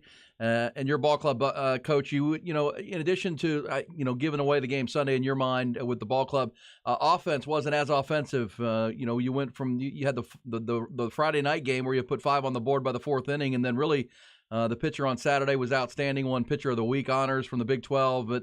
But their bullpen and Oak State really shut you guys down for a majority of the rest of the weekend. What did you work on in the cage, and what are you working on offensively to get those guys back going for K-State this weekend? Well, I think probably the first thing you look at and what stands out is pitch recognition. Are we swinging at the right pitches? So are we good in the zone? Are we chasing and getting ourselves out of the zone? We talk a lot about it's always hit until no, and so you don't have opportunity to guy releases a pitch and maybe I'll swing, maybe I don't. It's always yes, yes, yes to a take or to a hit. So I think just pitch recognition and staying in the middle of the field, we've been pretty good at. And I like the way we bounced back on Tuesday, because when you start hooking balls in batting practice, that's really not a very good approach. And we're really good day to day of staying middle of the field, back spinning baseballs, and that's kind of our goal. And we feel like if we do that, we're in a good position on the fastball. And when somebody makes a mistake with the breaking ball, we can keep it fair and still create some bat speed through that pitch. So not a whole lot of difference. I mean, sometimes you run into some guys. Garrett Guillemette had a really good weekend. EK and Peyton struggled at the top of the order. It's just it just kind of it was what it was. I thought their kid out of the bullpen, Drew Blake, was very good. A left-hander, gave us some problems, and then their other kid, Isaac, what was Isaac's last name? Stevens.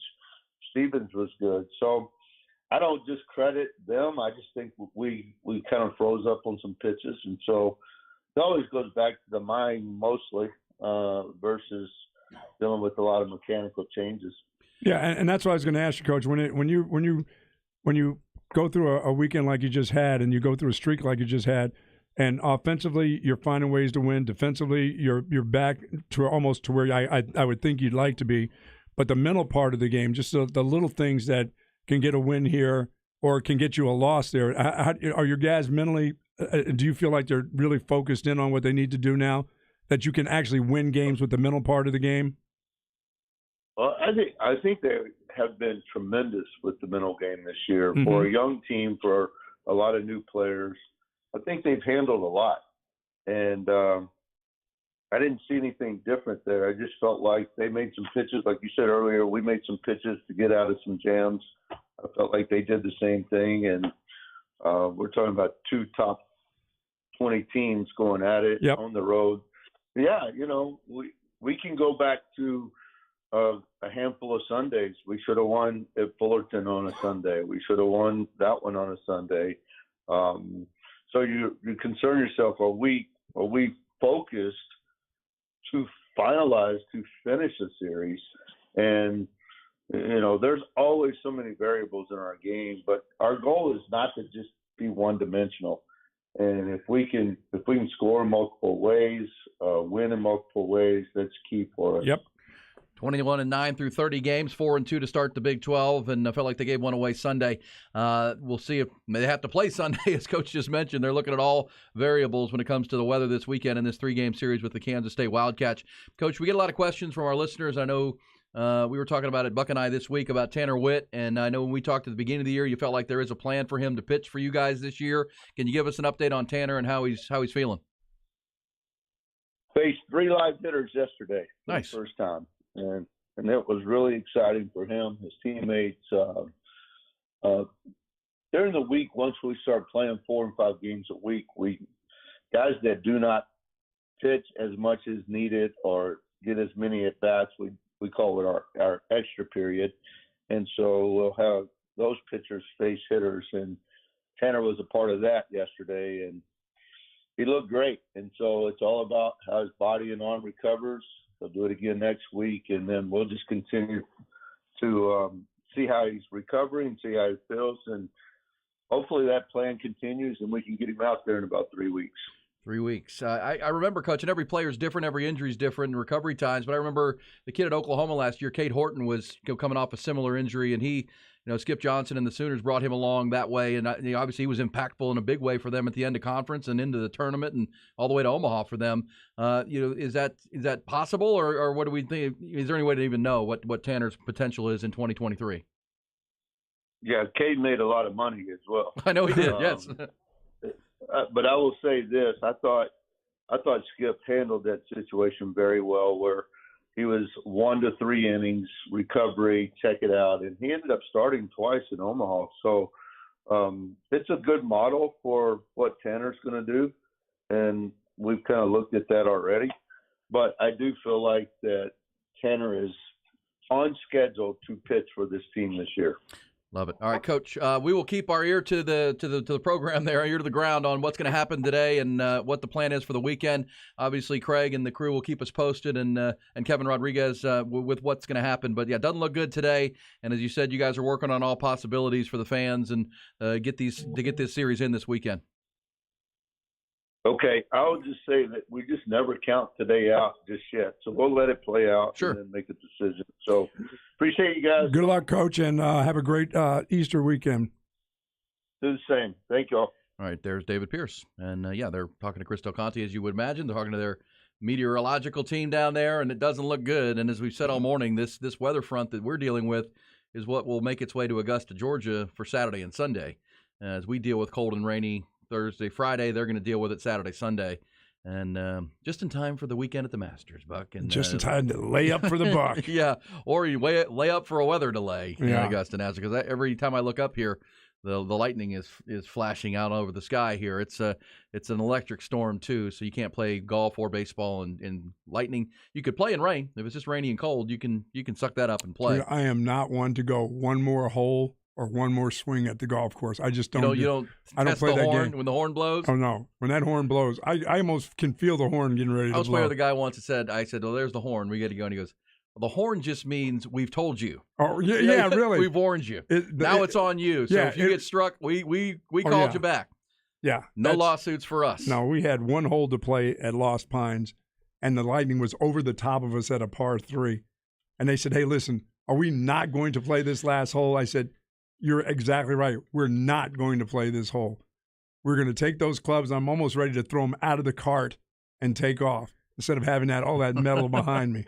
By the way, to the Cade Horton conversation in relation to Tanner Witt with Coach Pierce, and that was optimistic for Coach Pierce, and maybe within 3 weeks you get Tanner back out there. And as we said, I thought that was a pivot point for last year's team, that when they lost Tanner, they lost some swag and mojo, and probably lowered their ceiling as a team. You wonder, getting Tanner back, can that be a pivot point to this year and a higher ceiling, big picture, because they could, Cade Horton, Buck, did, as he said, Skip Johnson at Oklahoma brought him as a reliever, but then by the time they got to the tournament into Omaha, they were starting him, and that got him drafted by the Chicago Cubs, and he made $4.5 million in a signing bonus, and he's now making his way through the Cubs organization. So for those wondering about Tanner Witt and his draft, you've heard both things, that there were some people want him to not pitch, but at the same time, Buck, the fact that major league teams want to see him pitch. They want to see where he is.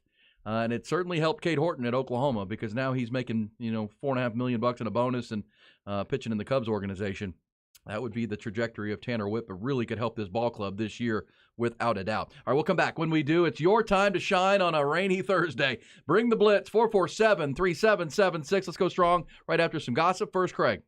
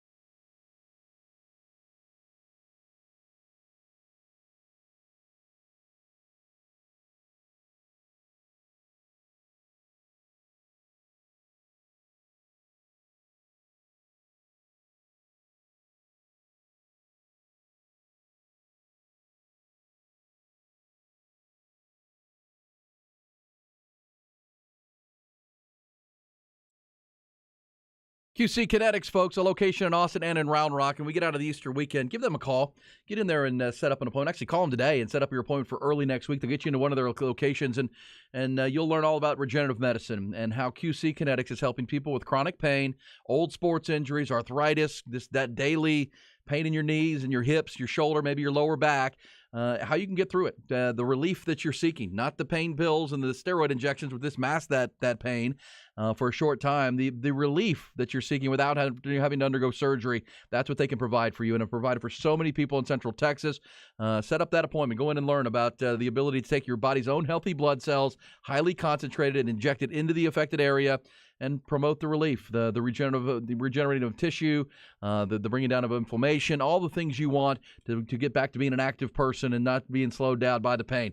593-4303 is the phone number. That's 512-593-4303. Make that appointment. They'll get you in, and you go from there. Make the decision from the information they give you, but really no reason not to get in and take the free consultation. No obligation whatsoever by calling 593-4303 at either location, QC Kinetics.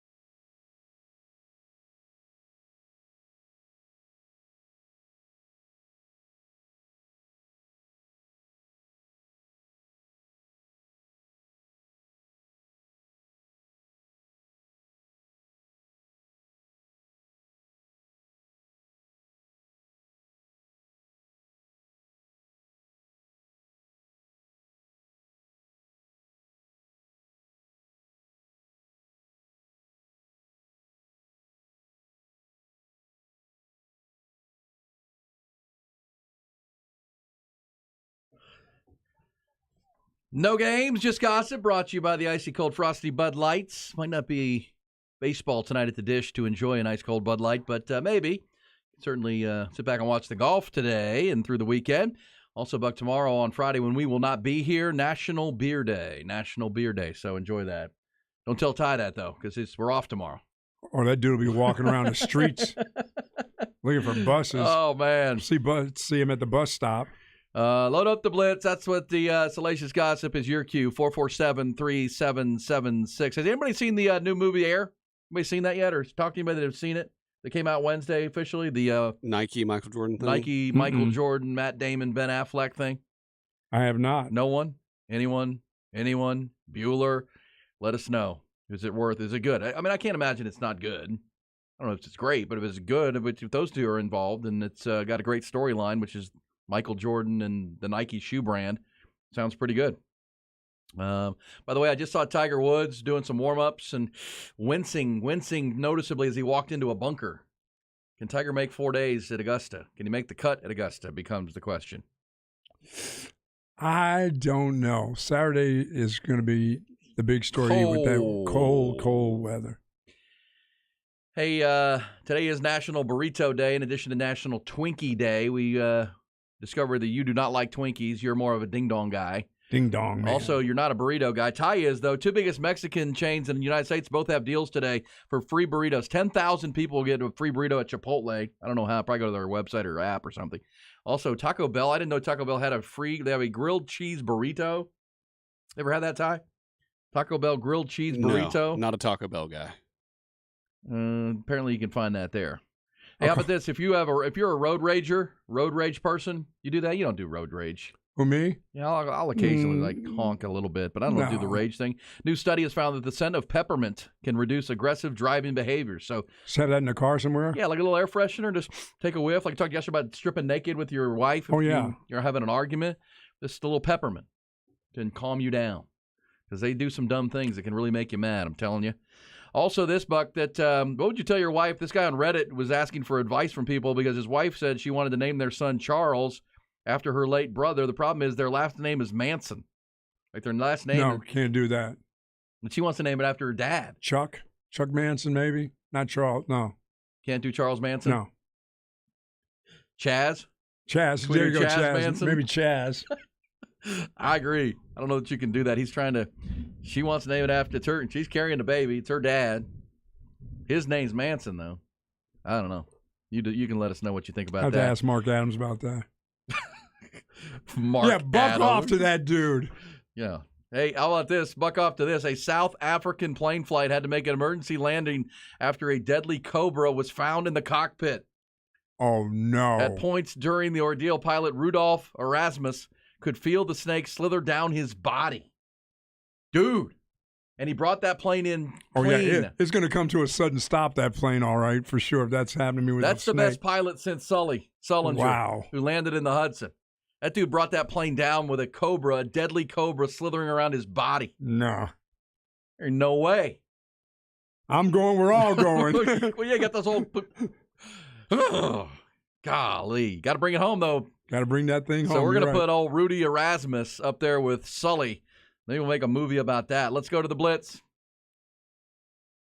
The Bucky and E Blitz.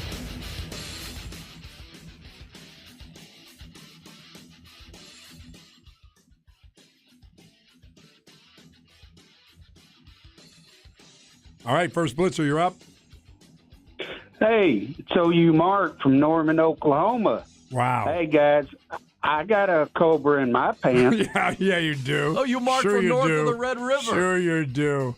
That's called a night crawler. Next Blitzer, you're up. What's up? To my fellow Native American blitzer who keeps recycling the Buffalo Joe at my expense. I had a buffalo burger in Colorado yesterday. Ooh, delicious. Highly recommended if you have the means. So go back to your reservation, put a little meth in that peace pipe of yours, and smoke it. You ever have a buffalo burger, Buck? I have. They're good. They're lean. No, they are delicious. Next Blitzer, you're up. Elk burger good, too. Oh, yeah. Coach. Yes. I got two things for you. What's going on with y'all's load management day? Y'all are off tomorrow. It's Good Friday. The second thing I have for you is I was in the Dallas area the other day, and I saw that fat boy stuffing his pie hole at Golden Corral. We don't use that. We don't use that kind of language on this show. The F word. Next Blitzer, you're up. Buck on to the Buck for finally stating facts. Don't talk about it. Be about it, offensive coordinator. Pound that rock. Pound that rock. How's Quinn going to throw them bombs if you're pounding that rock? You can't do both, can you? Yes, sure you you can. Next Blitzer, you're up. Hey, guys, I'm going to stop calling in and talking about that bigot from Louisiana because apparently he's too dumb to even know that he's being insulted. Next Blitzer, you're up. Your butt. B&E. Yes. Happy Easter to you guys. Same to you. That's all I got. Be safe. Yep. Thank you. Very kind. Probably should end on that, right? Nah. Yeah. Let's. We can't need do some that. hatred. Next Blitzer, you're up.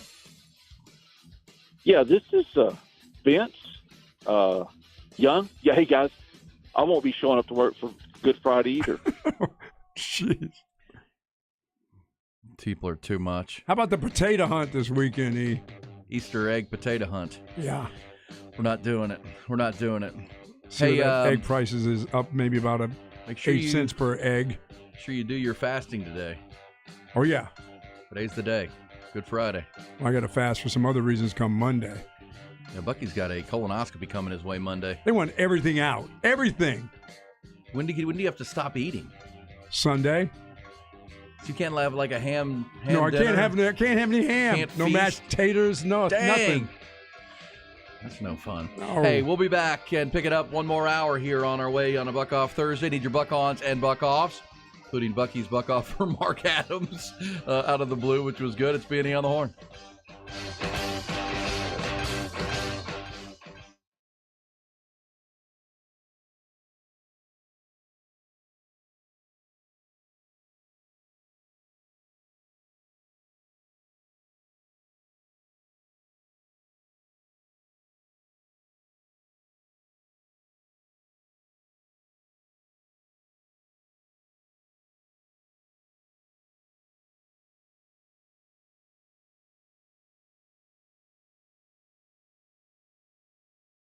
Folks, Tony C's Pizza and Beer Garden now open in Anderson Lane right near Shoal Creek and, of course, at Round Rock on the right field foul pole at the Dell Diamond. Tony C's Pizza and Beer Garden is a hit for sure, serving that New York-style pizza and authentic family Italian food. That's Ciola Italian food for sure, and I love you, Mr. C. Few things go together better than New York-style pizza and, of course, that ice-cold craft beer and the NBA and all of your baseball watching. They've got 30 beers on tap for you there and wall-to-wall TVs. Tony C's Pizza and Beer Garden, the best place to catch all of your Major League Baseball watching, of course. They've got the SEC Network and, of course, during football, the NFL Sunday Ticket. Now, all season long, Tony C's Pizza and Beer Garden is the place that you want to be because there's nothing but fun. Tony C's Pizza and Beer Garden right now is open for lunch and dinner in Round Rock out at the Dell Diamond, of course, at Anderson Lane right near Shoal Creek. I'll join you at Tony C's Pizza and Beer Garden.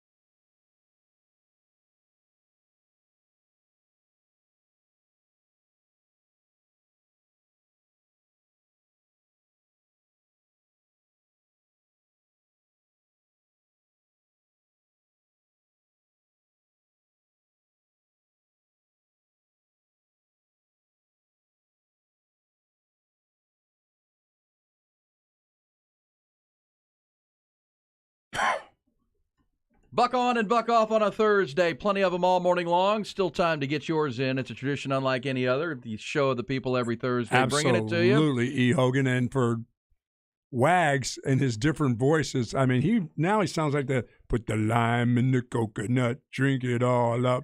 I mean, he's the coconut man. Got to hit me up on Twitter. Come on now. Yeah, my man of many voices. Batman. He does kind of sound like, the the Dark Knight deep in the cave, giving you the Wagner Wire picks of the weekend. A lot of buck-ons. The Masters is here. Can I just say buck-on again to the Masters because I was looking at their concession prices. Still holding that pimento cheese sandwich down there? The fact that you could buy everything on the menu for $66. Yeah, but it's only $1,500 to be there. The ticket? Yeah, but a lot of people charge you a lot to be there and then charge you jacked up prices when you get in there. Pimento cheese sandwich, $1.50. Egg salad sandwich, $1.50. Ooh, egg salad sandwich. Pork barbecue sandwich, $3. Masters Club, $3. Ham and cheese on rye, $3. Classic chicken, $3. You want breakfast? I got a breakfast sandwich for $3. Got an egg sandwich?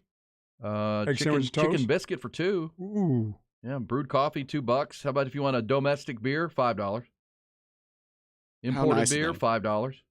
Huh? I said, how nice of them. Yes. And you also know that on a typical week, Augusta Regional Airport sees about 5,000 people through it, 2 airlines from 4 different cities. During Masters Week, 1,500 private jets, 30,000 people. They have to hire 100 new employees for the airport just for the week of Augusta National. This place go get a little job there for the weekend, huh? For the week? Yeah, man. Maybe get a ticket to the in the gate. And no tickets available. And Ty has told us his worst girlfriend story was he was seeing a girl in Georgia. Ty, can we tell this story that you had an opportunity to go to Augusta? And this was the year Tiger won? It was the year Jordan Spieth choked. Oh, 19? 19. My dates will be crossed up in my head. But you were in Athens, Georgia, visiting a gal friend of yours. Mm-hmm. You weren't dating her, were you? No, we did it in high school. But you just wanted to go to Athens. Y'all were just playing house. Just going to events and stuff like that. And didn't you say you were in the library when she revealed this to you? Sunday of the Masters, was in the library. What were you doing in the library? Because you had homework for your Texas State case load? No, this was my ACC days. So even better. I wasn't doing much studying. She was working on just something. Hanging out at the library. I was watching the Masters on my computer, and she was like, "Oh, you watching the Masters? You like golf?" And I was like, "Yeah, it's Sunday at the Masters. Of course I'm watching it." And she was like, "Oh, well, I got offered 2 passes to go today," and I just said no. I didn't think you'd want to go. I didn't think you liked golf. Dude, I let out an audible sigh. Wow. And in Athens to Augusta is what? Oh, probably like an hour. An I don't hour. know. It can't be long. Got to be there. Did you sweep the leg on the chair? Sweep the leg? What the are you library? talking about? Sweep the leg on the and chair. I'm sure the young lady who knows Ty said, "Oh, no, I'd love to go, but I have a friend in town, and I've got to study." And he doesn't want to see the golf. Yeah, he doesn't like golf. He's not a golf fan. Yeah, that's a dang coach You needed mistake. to be talking with her. It's good. You need to spend time with her instead of being at the golf course. You could have spent time with her at the golf course. That's right. That would have been wonderful. Well, it didn't work out. It didn't work out, and that's the end of that deal. Also, we've talked about the buck-ons and buck-offs from the local vintage. Thanks to David Pierce, who was with us, revealed that Tanner Witt, maybe 3 weeks away from being back helping the Longhorns, pitched to 3 live batters yesterday, as Coach told us, which was good to see. Said he looks great. And a key will be if he's feeling sore at all today. So we're keeping an eye on that story. Also, the Longhorns are going to get after with not just playing that tournament at Madison Square Garden next year, Buck. Not next year, this year, November, right? The Empire Classic, where UConn will be, Louisville and Indiana. Also revealed yesterday, John Rothstein, the college basketball insider, had put out a tweet that he has learned that when the Big 12 faces the Big East in a battle, everybody plays everybody. Texas is going to play Marquette in Milwaukee at the Fighting Shaka Smarts. Remember last year they did the home-and-home with Rick Barnes in Tennessee, which was pretty cool in the SEC matchup. It'll be at Milwaukee. No date on this yet. But the Big 12 and other intriguing games will also have Houston facing Xavier and Cincinnati, according to Rothstein. Villanova will play at K-State. TCU will travel to Georgetown. That'll be fun for TCU fans. Get up to D.C. Seton Hall will play at Baylor. UConn is going to play at Fog Allen Fieldhouse against the Kansas Jayhawks. The last 2 national champions will square off in a good stuff right non-con game. That'll be awesome. No date, though. So buck on to that. I think that is cool. And it tells you Rodney Terry, they're going to have a tough schedule, which is a good thing. and get this thing going. L.J. Cryer is into the transfer portal, and Texas has reached out as Get that dude. 13 other schools have reached out. And I saw something, Buck. You wonder if this Jerome Tang, because L.J. Cryer, why would he get into the portal in his final year? He's been there his whole career, won a national championship at Baylor. He's all Big 12 player. Just feels weird that he's jumping into the portal here. Figured he would just finish with Scott Drew, but there's already early thoughts that maybe he wants to go play for Jerome Tang at K-State.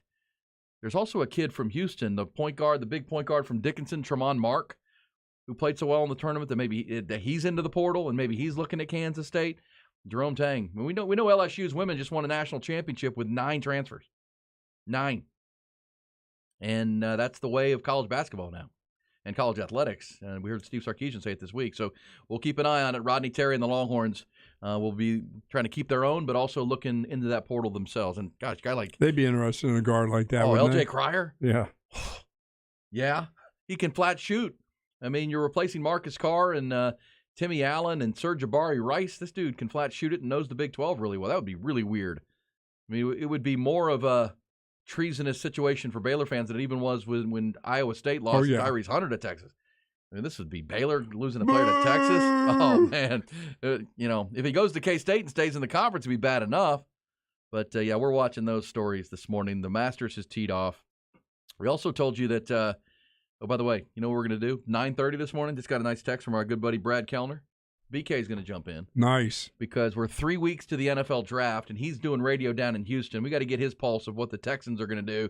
Are they going to screw this thing up? Because they had a buck on earlier for reports. I don't like to buck on reports or off reports because they're just reports. Nobody's been drafted yet.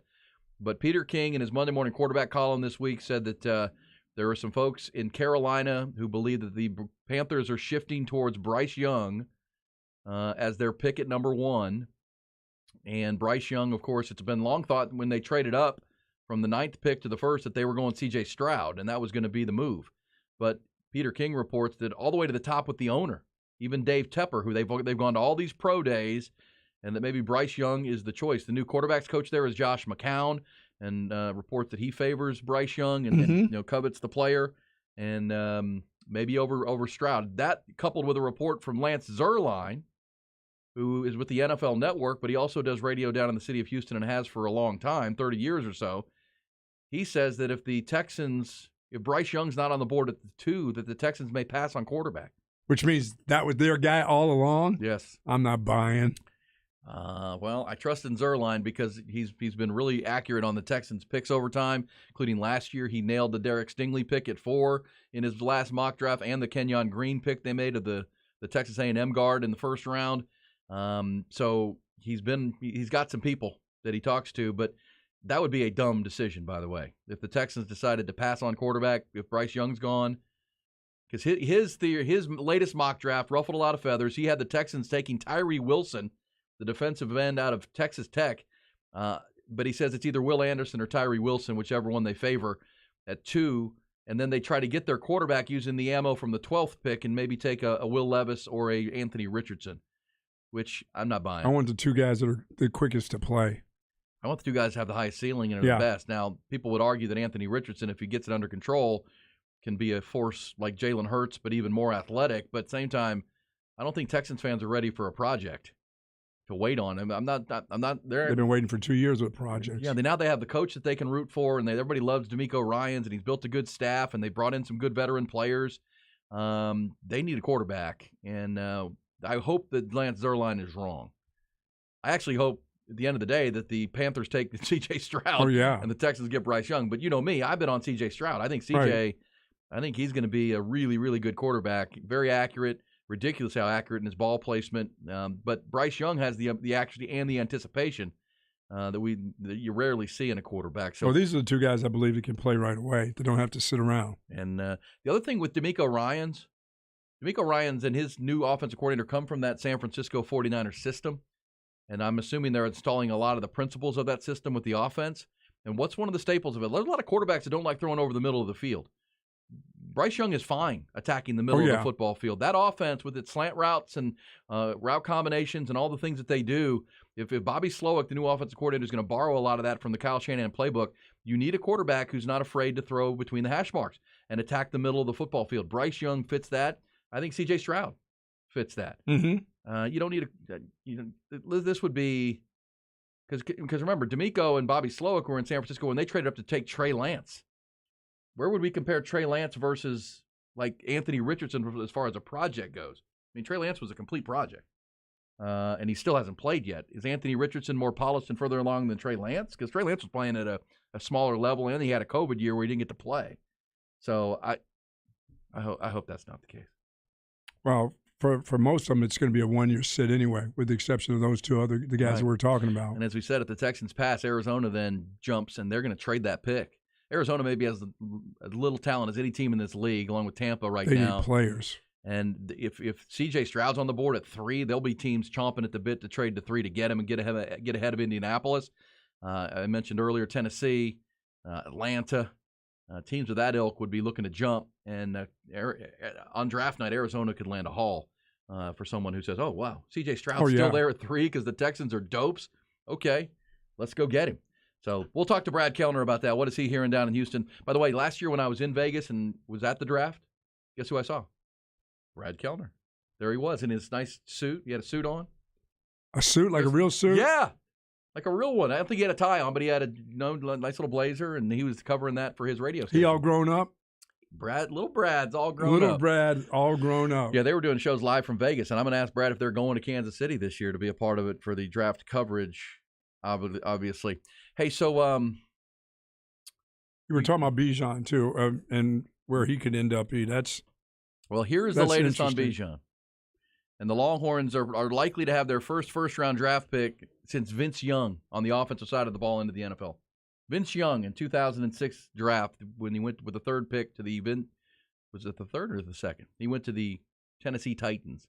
That's the last time the Longhorns have had a first-round offensive player, which is remarkable and shameful. But according to the experts, here's where they go. The highest-rated expert and that's Bruce Feldman of theathletic.com. His mock draft has the Philadelphia Eagles selecting Bijan with the 10th pick.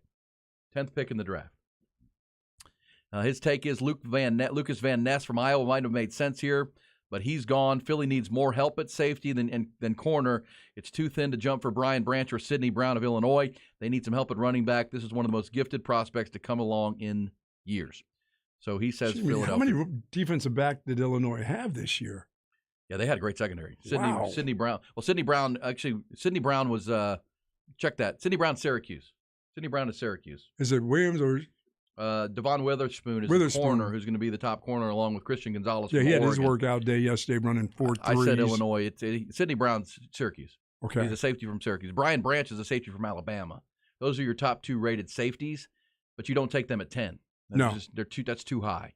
But running back, you would also put that into that category, but Bijan's just too special to pass at that point, according to, and I agree with Bruce Feldman. The second highest pick is Daniel Jeremiah. He's of the NFL.com. He says the New England Patriots will take Bijan with pick 14. That would surprise me, but nothing surprises me there now. Team him up with Ramondre Stevenson to give New England one of the best backfields in the NFL. What if I was talking about the Colts earlier, Buck, and the Colts maybe after the draft pursuing Lamar Jackson if they don't get the quarterback they want?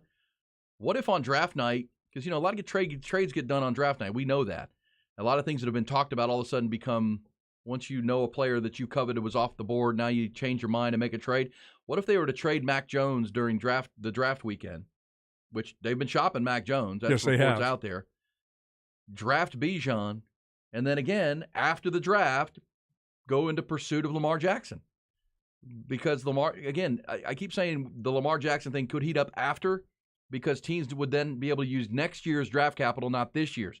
And the Indianapolis Colts don't want to give up the 4th pick along with all the money it's going to take to get Lamar Jackson. If you wait till after the draft, you can still pursue Lamar Jackson, and you'll be talking about 2014 and 2024 and 2025's draft. Now, if you don't think Jones is going to be your guy, and you're not going to give Bill O'Brien an opportunity, and Bailey with him, Zappi, you're not just. And if you're really mad at the guy for going out and trying to get better as a quarterback, and you're holding that over his head, that's just kind of. I got to think there's that's kind of pissy to me for the New England Patriots and Bill Belichick. Oh, you didn't want to do it our way. You went and got somebody. What do you mean you got somebody? I'm a quarterback. I'm trying to get better, not just for you, but I want to be a better quarterback. Well, and you're throwing a defense. But you're surprised that Bill Belichick's a little surly and a little prickly about things? I mean, that's been his way. And I would be. Hasn't he learned anything from Tom Brady not being around anymore? Well, not learned anything? It's not about him? Well, look, I mean, since Tom Brady left, the Patriots are 24-25. They're an under 500 team since Brady left. My only thing is, I think there's a team that's lying in the weeds that's going to wait till after this draft so they don't have to use this year's draft capital, and they're going to pursue Lamar Jackson. And could it be New England? And the fact that they're pursuing, or they're shopping their quarterback will lead you to think, And the point of that is, what if you take Bijan Robinson and put him next to Lamar Jackson? Okay, that works too. With one of the best defenses already in the league. Well, now all of a sudden you're more explosive on offense, big time. Because, look, you got to compete in that division. Aaron Rodgers is going to the Jets. You got Tua at judo school, and you've got Josh Allen. Yeah, and you also had Josh Allen, them thinking about getting Bijan Robinson. And that's another one. That's just like Philadelphia getting him. Well, yeah, that's coming up. But the next expert that has Todd McShay of ESPN has Bijan going to the Detroit Lions at 18 with the second of their 2 first-round picks. They have 6 and 18. That would be huge. Remember, they lost Jamal Williams to the Saints in free agency. They still have DeAndre Swift, but he can't stay healthy. Nope. Bijan would be an upgrade there. DeAndre Swift's a good player. He's just undersized. He would be a perfect, second back to go with Bijan as the lead dog there. So Detroit 18. And then there's Bucky Brooks of the NFL.com. He says the LA Chargers at 21. Remember, they're in a contract dispute with Austin Eckler. That would be interesting. And then 23, Lance Zierlein, the aforementioned. He says that the Buffalo Bills will trade up with the Minnesota Vikings to take Bijan at 23. And, of course, so that's another one that scares everyone there. Yes. That were to happen. Mel Kiper also has the Bills taking Bijan, but at 27. But I like Zerline's line of thinking here because I think if Bijan's available at 26, the Cowboys will take him. And if you're Buffalo and you want the player, you got to go up. Why hasn't Jerry talked about Bijan? Jerry can't keep a secret. I mean, he can't keep anything quiet. I mean, he hid a daughter for 25 years. He paid the mom, but he hid the daughter, yeah. Well, I mean, I would think that would have gotten out by now that he really covets Bijan. They do. They have to. I mean, all these teams covet Bijan. I mean, he's a top 5 player on everybody's board. You grade these players for a reason and give them a grade. Bijan's going to be in the top 5 to 7 of everybody's board. And then at what point does the value just get too great that we have to take that player? I mean, we're sitting here at 18 and we're the Detroit Lions and all of our best top players are off the board, but a top 5 player is still there and we need a running back?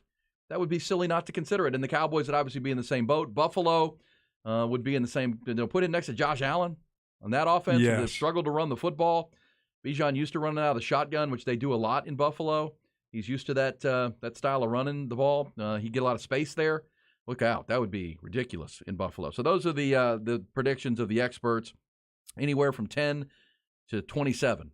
And I do think the Cowboys. Come on, Jerry. I don't think he gets to the Cowboys at 26, but I don't either. This draft is, having been there a year ago, this is so do you guys remember who the first pick of last year's draft was? It's only been a year. Anyone? Anyone? Last year's draft was awful. That's all I know. Anyone?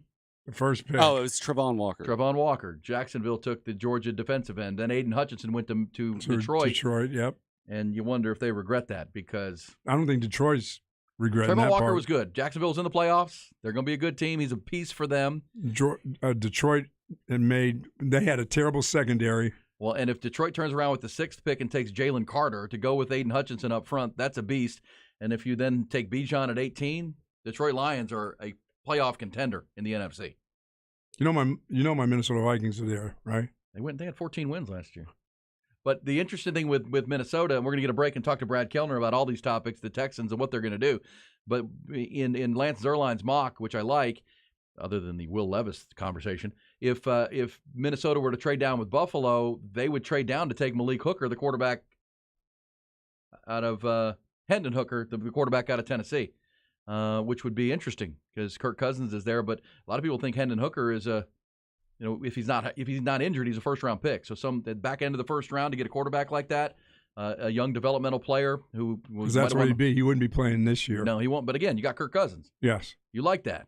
I like that. I like that. Hey, we'll come back. We'll pick it up. Talk to Brad Kellner. Check in with our good buddy, former colleague here at the Horn. He is down in Houston, so he's got his ear to the rail there of what the Texans are thinking. He's a draft expert. We'll get his thoughts next.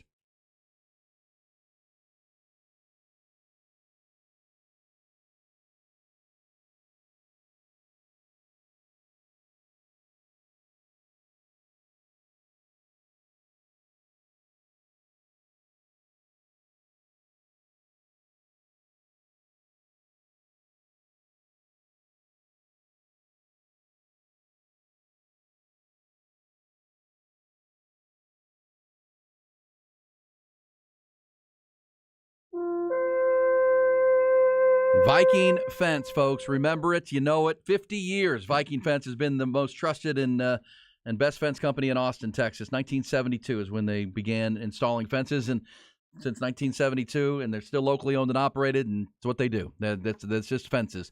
Whatever division you need to work with. You need a wood privacy fence for your home or business. You moved to town, you bought a house or started a business, Viking Fence is ready to go. They've got their own on-site lumber mill to mill the western red cedar. They can stain it in their own pre-staining equipment there ahead of time. Same thing for an iron fence or gate. If you need that division, they can got you covered. The on-site custom iron facility with the bending equipment and the cold and hot forging capability, pipe bending. They control the raw material. That's always been the goal, because they want to bring you the best value, but also the best quality in the fence. They don't have to rely on others down to the lumber yard or wherever, and they do it all there. And then put it up around your home with the longest warranties in the industry. Also, temporary rental fence division is the best as well. It's Viking Fence, 837-6411, 837-6411. Find them online at that great website at vikingfence.com. And just remember, when you think fence in Austin, Texas, think Viking.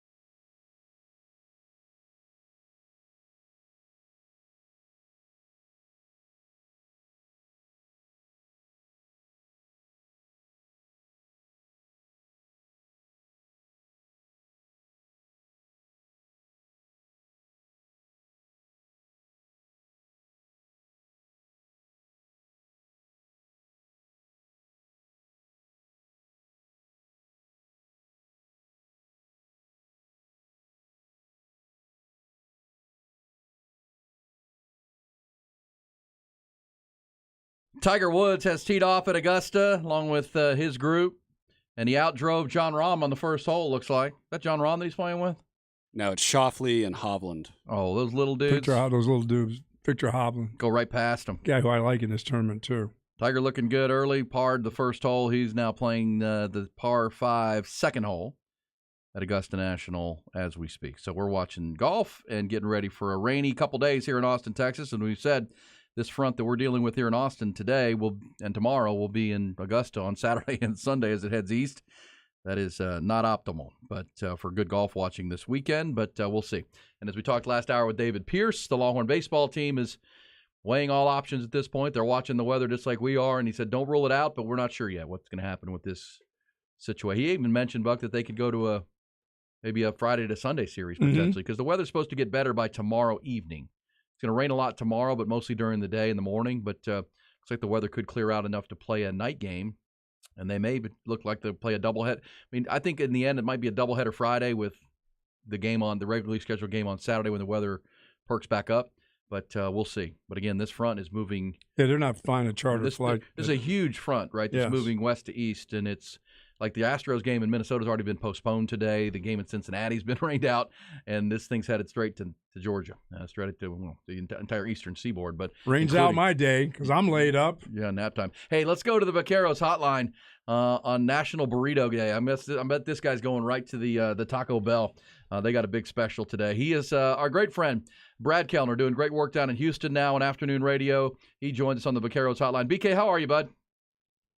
Oh, I'm doing well. I've already been to Taco Bell once, and now I'm getting ready for lunch and at least one dinner there tonight as well. Yeah, man, got to do it. Got to do it. How's Houston treating you? You finding all your local establishments taking care of you?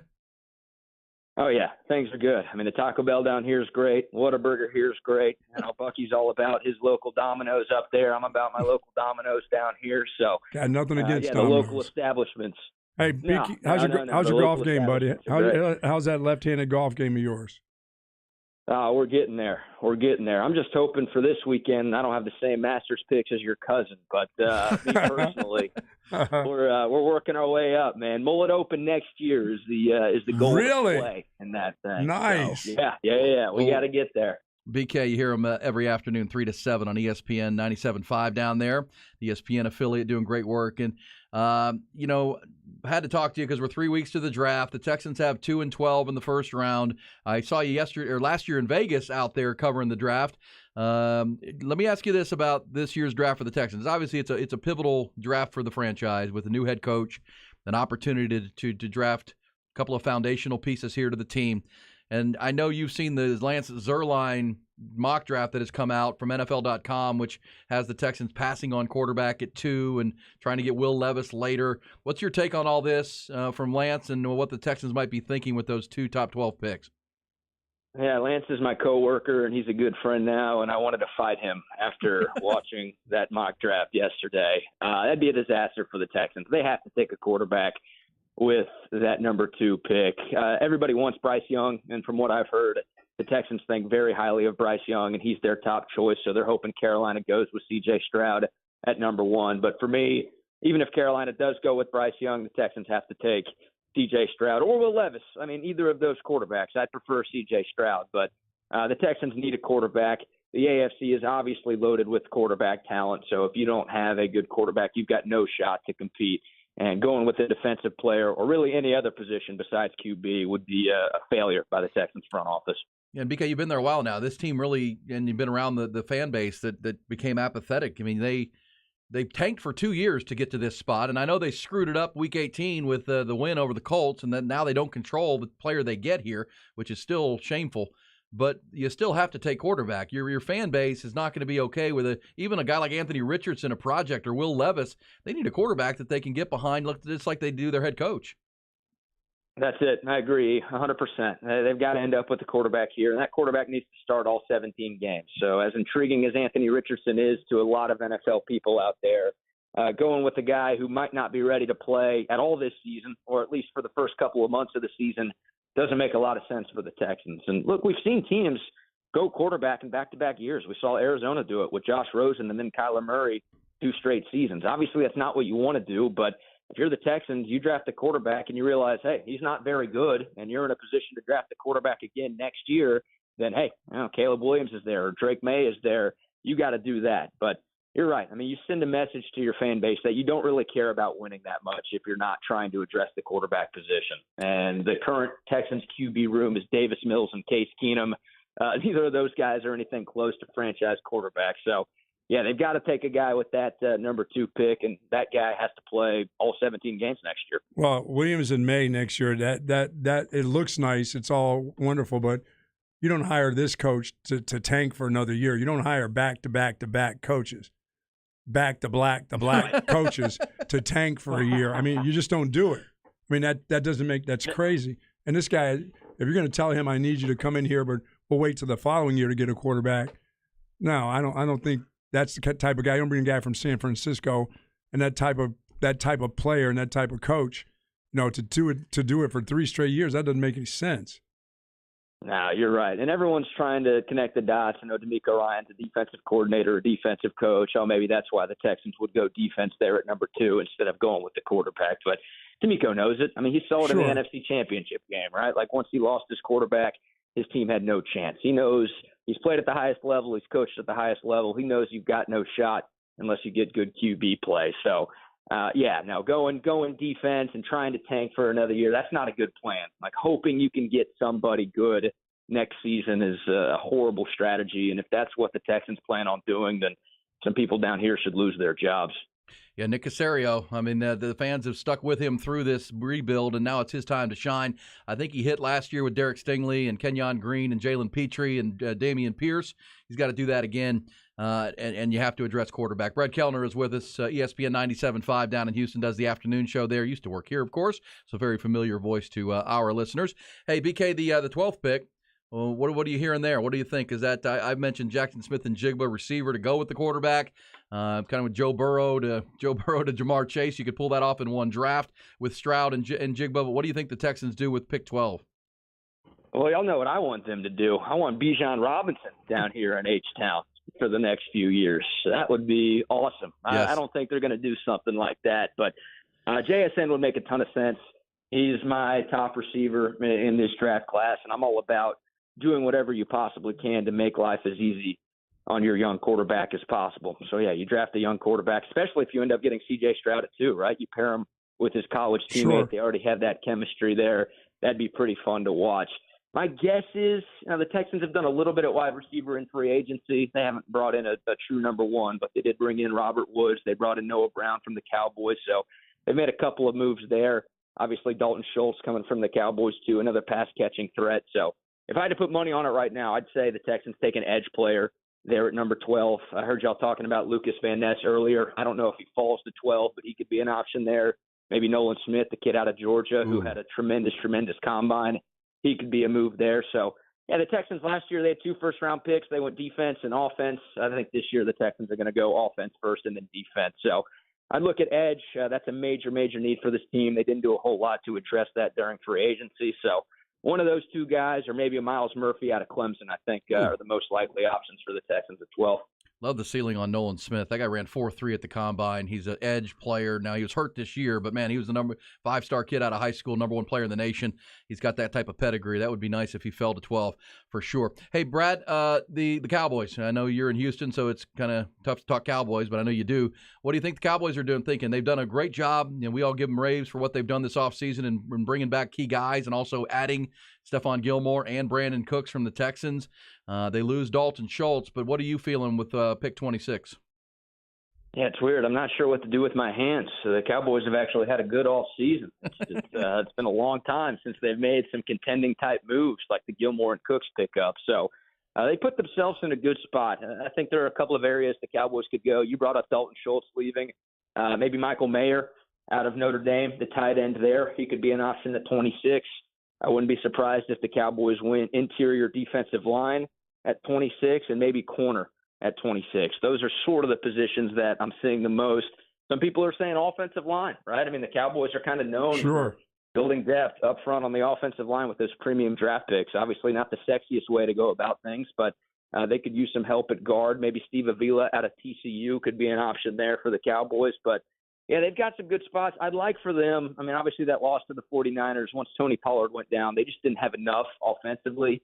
Obviously, bringing Brandon Cooks in helps, but I'd like for them to bring in an extra weapon for Dak Prescott in this passing game. So I'd look at tight end personally, and I think there's a good chance that's what the Cowboys ultimately do when we get to the draft 3 weeks from now. Yeah, but you wouldn't be upset if they picked up another offensive lineman, would you? No, I don't think so. I mean, once again, it's not the sexiest thing in Right. the world, but you guys know, you guys remember. I'm all about the trenches. Like football games are won and lost in the trenches. So if you're gonna make your offensive line better, that's perfectly fine with me. Yeah, that's what Mike McCarthy told us too. That's what right. he said after his second hamburger that he's going to be just fine with that. They're very thin. 2 of 5, right? Yeah. That was only 2 of his 5 hamburgers that meal. Well, and the weird part for offensive line is the Cowboys look really good up front on the starting 5, but they're really thin behind that. But it's weird. It would be odd to take a non-starter, a guy that's not going to start immediately on the O-line. Same time, it's a good one. Any chance in your mind that Bijan could be there at 26? And how angry would you be if they passed on him if he was there at 26? Oh man, I'd be at the bottom of Lake Austin if that happened. I think. I'd be devastated if he wasn't the pick. I mean, I know Cowboys fans have some PTSD with Zeke Elliott, but let's not get it twisted. Zeke was a great player for the Cowboys. It was the second contract that was a bad thing. But the Cowboys are a win-now type of team. You add maybe the most talented player in the draft to help you for 5 years. That'd be a great move for the Cowboys to make. But I don't think he gets there. I don't think there's any chance he's even in the 20s, right? I know some people think Buffalo's there. Hell, there are people saying Philadelphia at 10 could be an option for Bijan. But someone's going to fall in love with this guy, the talent, the personality, just everything he brings to the table. I'd be stunned if he was available for the Cowboys in the mid-20s. 26 is there. Maybe go up to get him, some have suggested. Brad, we appreciate it. You guys going to the draft in Kansas City this year like last year, or are you going to be holding it down in the H? We're working on it, hoping to be up there in Kansas City, but not as sexy as Vegas. So if we're down here in Houston, I know the Connecticut governor might not like it so much, but we're okay with being here. There you go. That's exactly right. Yeah, the Connecticut governor of UConn there can sit on it. You know what I'm saying? Hey, Brad, appreciate it, my friend. Love the perspective. We'll check in again as we get closer to the draft now 3 weeks out. Take care, BK. Always, fellas.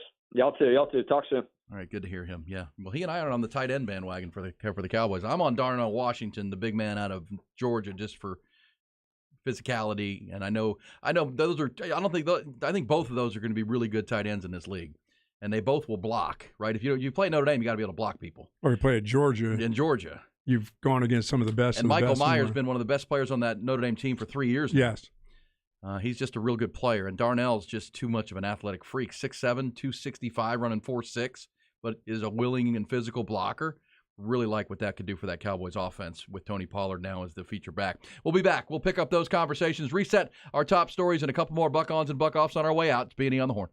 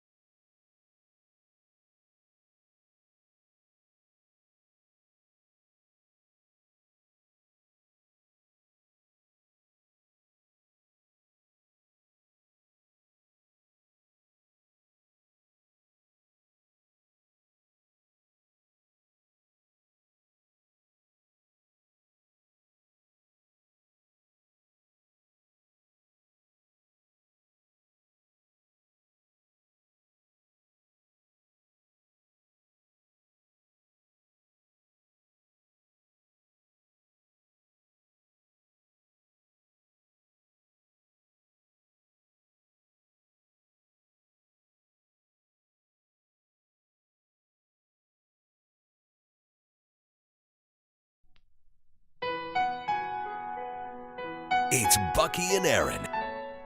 Oh, no. Down goes a live golfer already. What? Kevin Na, who teed off on the first group, has withdrawn after shooting +4 on his first 9 holes. He's looking all Don't be dejected. downtrodden. You got money. He's got his live jersey on, though, his live polo. He's got his polo. Look at that jersey. Kevin Na out at the Masters. That means Mike Weir's got to play by himself the rest of the day. But that's right. There was only 2 of them. Yeah, he's going to fly around that course. He's the first guy out, too. There's no one in front of him. Look for Mike Weir to play about a 2-hour and 30-minute round Did today. not just quit, though.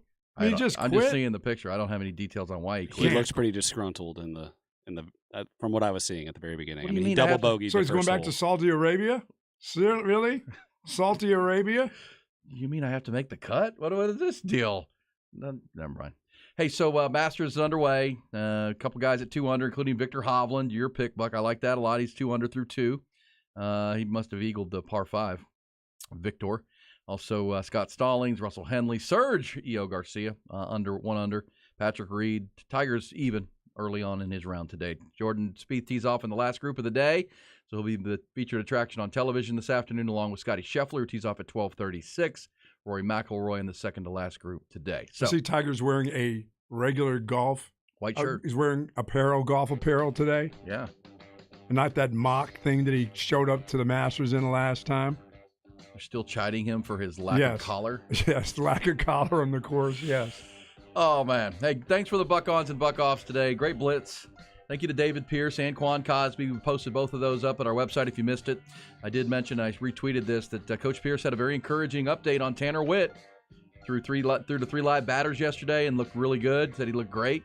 Says he's still on track to pitch for that ball club maybe within 3 weeks, which what a jolt that would be to the pitching staff if Tanner Witt were to return, which has been the plan all along, but got to stay on that course. And according to Coach Pierce today, on course. Also, Quan told us about his visit to the Longhorn football practice yesterday or Tuesday. We're really impressed with what he's seeing, so you can go listen to those if you missed them. Coming up, it's Light the Tower. Craig's going to talk to Bill Schoening, Buck. Spurs are coming to town. Bill Schoening will be on with Craig coming up. I know that Jeff's over at the Coach Sarkeesian availability. Why drive when you can fly? Absolutely. So, yeah, Bill Schoening and Craig reunited on the Light the Tower program. Chad and Zay through the midday. Of course, Ball Don't Lie this afternoon with Harge and Rod and the Blue Chews. And the Blue Our Chews. man Patrick. Hey, we're done until Happy Monday. Easter to all y'all. And, Buck, you're done until next week. You will not be here Monday with the colonoscopy, so good luck with that, okay? Yeah, you guys, happy Easter. Be careful out there. It's going to be messy. Yeah, happy Easter. Be safe. Have a blessed weekend with you and your family. Good Friday is tomorrow. We will be out. Sunday is Easter. We'll talk to you Monday morning at 6 a.m.